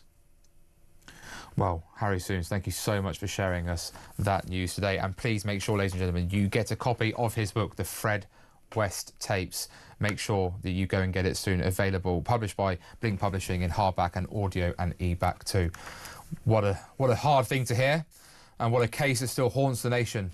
Tell us what you think. 0344 499 1000. Text in the word talk at the start of your message to 87222 and follow our messages on X at talkTV.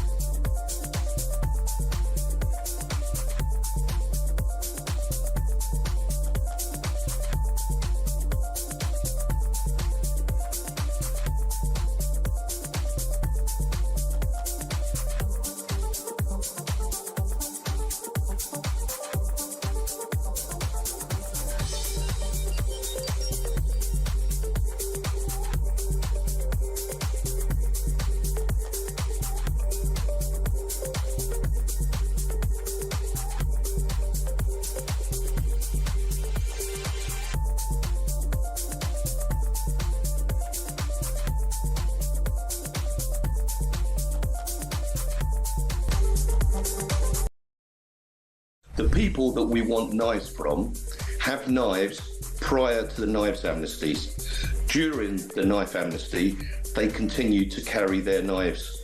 After the knife amnesty, the people that are still left with the knives are those that we want the knives from. The people that hand it in are normally law-abiding members of the public that might have found a machete in their garage, unlikely to get into the hands of one of the gangs I've just told you about. So the circle goes round and round.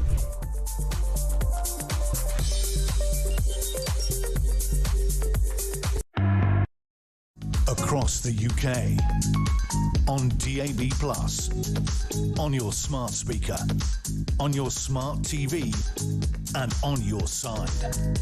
This is Talk. Welcome back, everybody, to the final session before I hand over to the amazing Peter Cardwell, who will be with you between 4 and 7 p.m. today. Make sure you stay tuned in to have Peter drive you through Drive Time with all the amazing news stories that we've got out there. Well, what a day it has been. Let's get to some callers. Harrison in Nottingham, tell me what you think. Afternoon. Basically, I've been watching all the headlines and everything that's been going on about how many people's coming over. And I don't think people understand how serious it is. I'm ex-British Army. I was an infantryman. In the infantry battalion, that's 650 men. So that's in a battalion. Now, when you work out that was 950 of them come over on the boat yesterday, that's a battalion and a half of the British Army coming across. So anybody who's worried should be panicking, because we're not talking a couple of thousand, we're talking an army. And that's what's coming over. And what's your idea to smashing these gangs? Because Keir Starmer obviously seemingly not currently being able to do that. Some would say it's a very difficult thing. He's only just got into office. There was always going to be this surge initially, but ultimately his deal with France, for example, once he makes that operational, will have some impact. Keir Starmer is BSing the nation. That's why people need to wake up. People are waking up to the hotels and things, but I think as blink has been put on, we're being manipulated in so many directions, especially with this online privacy law and everything they're bringing in. This is part of a global experiment that's going to lead to the downfall of the Western world, and it's all being done on purpose. How do you sort it out? Very difficultly, because the people who want it are the ones who've got to fight. They're the ones with the money, the power and control. Keir Starmer's nothing but a puppet. He knows exactly what he's doing because he's being told what to do by those at the top. And that includes Blair, the traitor to the country, who sacrificed. I lost friends in the Gulf War. He sacrificed people for power. There's no ifs or buts. He sacrificed a lot of innocent people, and that includes the Iraqis as well, for power. And this is just a continuance until such time as they've got total control over everybody as to what they think, what they say. People need to stand up and say enough's enough. We're not going to let a glorious country like ours go to hell, because that's what they're planning on doing. That's where we're going. And that's the number. How do we stop it? We won't until they grow some and get some dangly bits between their legs and do it. Until then, we're in big trouble. Harrison, thank you so much for sharing your call today. I should say, that following on for our great conversation with Howard Soons, who obviously has his great book about the Fred West tapes, after a fantastic weekend in London earlier this year, CrimeCon is heading to Manchester on September 27th and 2025. If you are fascinated by these deep dives into crime, as I am, you will want to hear this. Our friends at CrimeCon are offering Talk listeners an exclusive discount. If you use the code TALK, T-A-L-K, at checkout, you can get 10% off your tickets. And if you've enjoyed today's episode, don't forget you can download and listen to all Talk Crime podcasts on your favourite podcast app. We've had some texts coming in as well here. We've got another one here from June in West Brom. The difference between the old and the young. In the 70s, we sold our car, didn't have a meal at our pub for 3 years. We saved for a house. We had 3 days in Weston-super-Mare for our honeymoon. We had to wait 7 years for a washing machine. All our furniture was second-hand. Imagine the youngsters of today doing that. All our friends did the same. Also, we're a minority as we celebrate our 50th wedding anniversary. Well, many happy returns, June, on that amazing achievement there. I'll hopefully get some more text come up on the screen shortly so we can see what else is coming. But we know we have another caller. His name is Paul. He is in North Yorkshire, and he wants to tell us the answer to hopefully my big question. Do we need to deport all foreign criminals, and is this now a national emergency? Hello. Good afternoon to you. Thank you for joining us. Thank you for having me. The deportation of criminals in jails isn't really a sufficient deterrent for these people. Not only do we need to deport the criminals who are in the jails and other criminals as they come through the justice system, but also we need to deport their entire families. I don't believe for 1 minute that, knowing how these people work, I don't believe for 1 minute that the families somewhere aren't involved or don't know about what these people are up to. And I'm talking about all the criminals here. I tar them all with the same brush. You know, you come to my country, you abide by my culture, my rules. You don't like it, go away. You're not welcome. Well, thank you very much, Paul, for that call from North Yorkshire. I think your emotion, your feeling came through strongly, and you are certainly speaking for a lot of the people texting in. I had an interesting text here from Dave, who's in South Gloucestershire. Jonathan, your programme appears to be a knock reform zone. Every opportunity you get, you and your guests criticise and pour cold water on Nigel Farage and reform. Well, we had Councillor Layla Cunningham on. She certainly didn't. We had Liam Deacon, a former head of press for the Brexit Party. He certainly didn't. I actually, ironically, have had loads of Conservatives tweet me to say that I give a free hit to reform on the Conservatives, that I'm soft on reform. In fact, when I spoke with Jeremy Carlin Drive Time, I had said that I was in a state of flux at times when it came to where I stood politically. So I've got to be honest with you, if I'm upsetting both sides, I must be doing something right by being and landing somewhere in the middle. Listen to me very clearly. I totally understand and respect Reform UK. I get why many of my colleagues have chosen to defect. I understand why people don't trust the Conservatives. We did fail when it came to tackling illegal migration, controlling legal migration, making our streets safer by not putting enough people in prison for longer and not building enough prison spaces. I know that we allowed the tax burden to get to a record high level, which was a shame on us. I know that we didn't take the opportunities of our Brexit freedom to do things like raising the VAT registration threshold to £250,000, which would have made us far more competitive than the European Union. I'm fully aware of the failings of the Conservative Party. In fact, I know it so well because the general public of Stoke-on-Trent North handed me my backside at the last general election and sent me on my bags packing. So I do have to say that whilst guests are entitled to question Reform UK. They do have questions to answer. They have to come up with policies that are credible and believable and set out how they'll overcome the legal challenges and where the money for those policies are coming from. They themselves admit that. They have to recruit from a wide talent pool. They have to explain who would be in their own cabinet because they obviously can't make a cabinet with just 4 MPs that they currently have. They have to show that they're going to have the campaign machine that can handle a general election of 650 constituencies being campaigned up and down the country and the constant scrutiny that's being posed by the electorate as well as the media, who will rightly look at all the things that they're saying and claiming that they'll do. Because I do think the British people have had enough of the Conservative Party at this moment in time. I do think they've lost all faith in the current Labour government, and a lot of the texts that come in are simply saying if Reform UK come in and they don't deliver, if they build up expectations and underperform, then there will be no trust and no faith in democracy any further, and that is what terrifies me. And to be fair to Nigel Farage, he has said himself, if I can't make it work, then we have to fear who potentially would take over after me. He has been someone who has stopped the far right in this country time and time again. I have humongous respect and consider him someone that I call a friend, who I've got to know personally during my time as a member of Parliament and since too. So hopefully, Dave, that clears that up for you there. Peter Caldwell joins me in the studio. Peter, how are you? Hi, Jonathan. I'm very well. And speaking of Reform UK, one thing that is clearly a mess is immigration in this country. Foreign-born prisoners at the highest level since 2013. We're going to be talking about that in the programme with Reform UK's spokeswoman Anne Widdicombe. We'll talk to her there. Also get the latest on that pensioner arrested on suspicion of poisoning children at a summer camp. We'll talk about civil service. What do you think about this? Civil service internships limited to working class applicants? Is that something you support? Well, I just think it's game playing, isn't it? Again, like who gets to determine who's working class, and no one wants to ever be handed anything because of their background. They want to earn things on merit. Well, some people do want to be handed things because of their background. But yes. True, yeah. Also, there's a big Supreme Court decision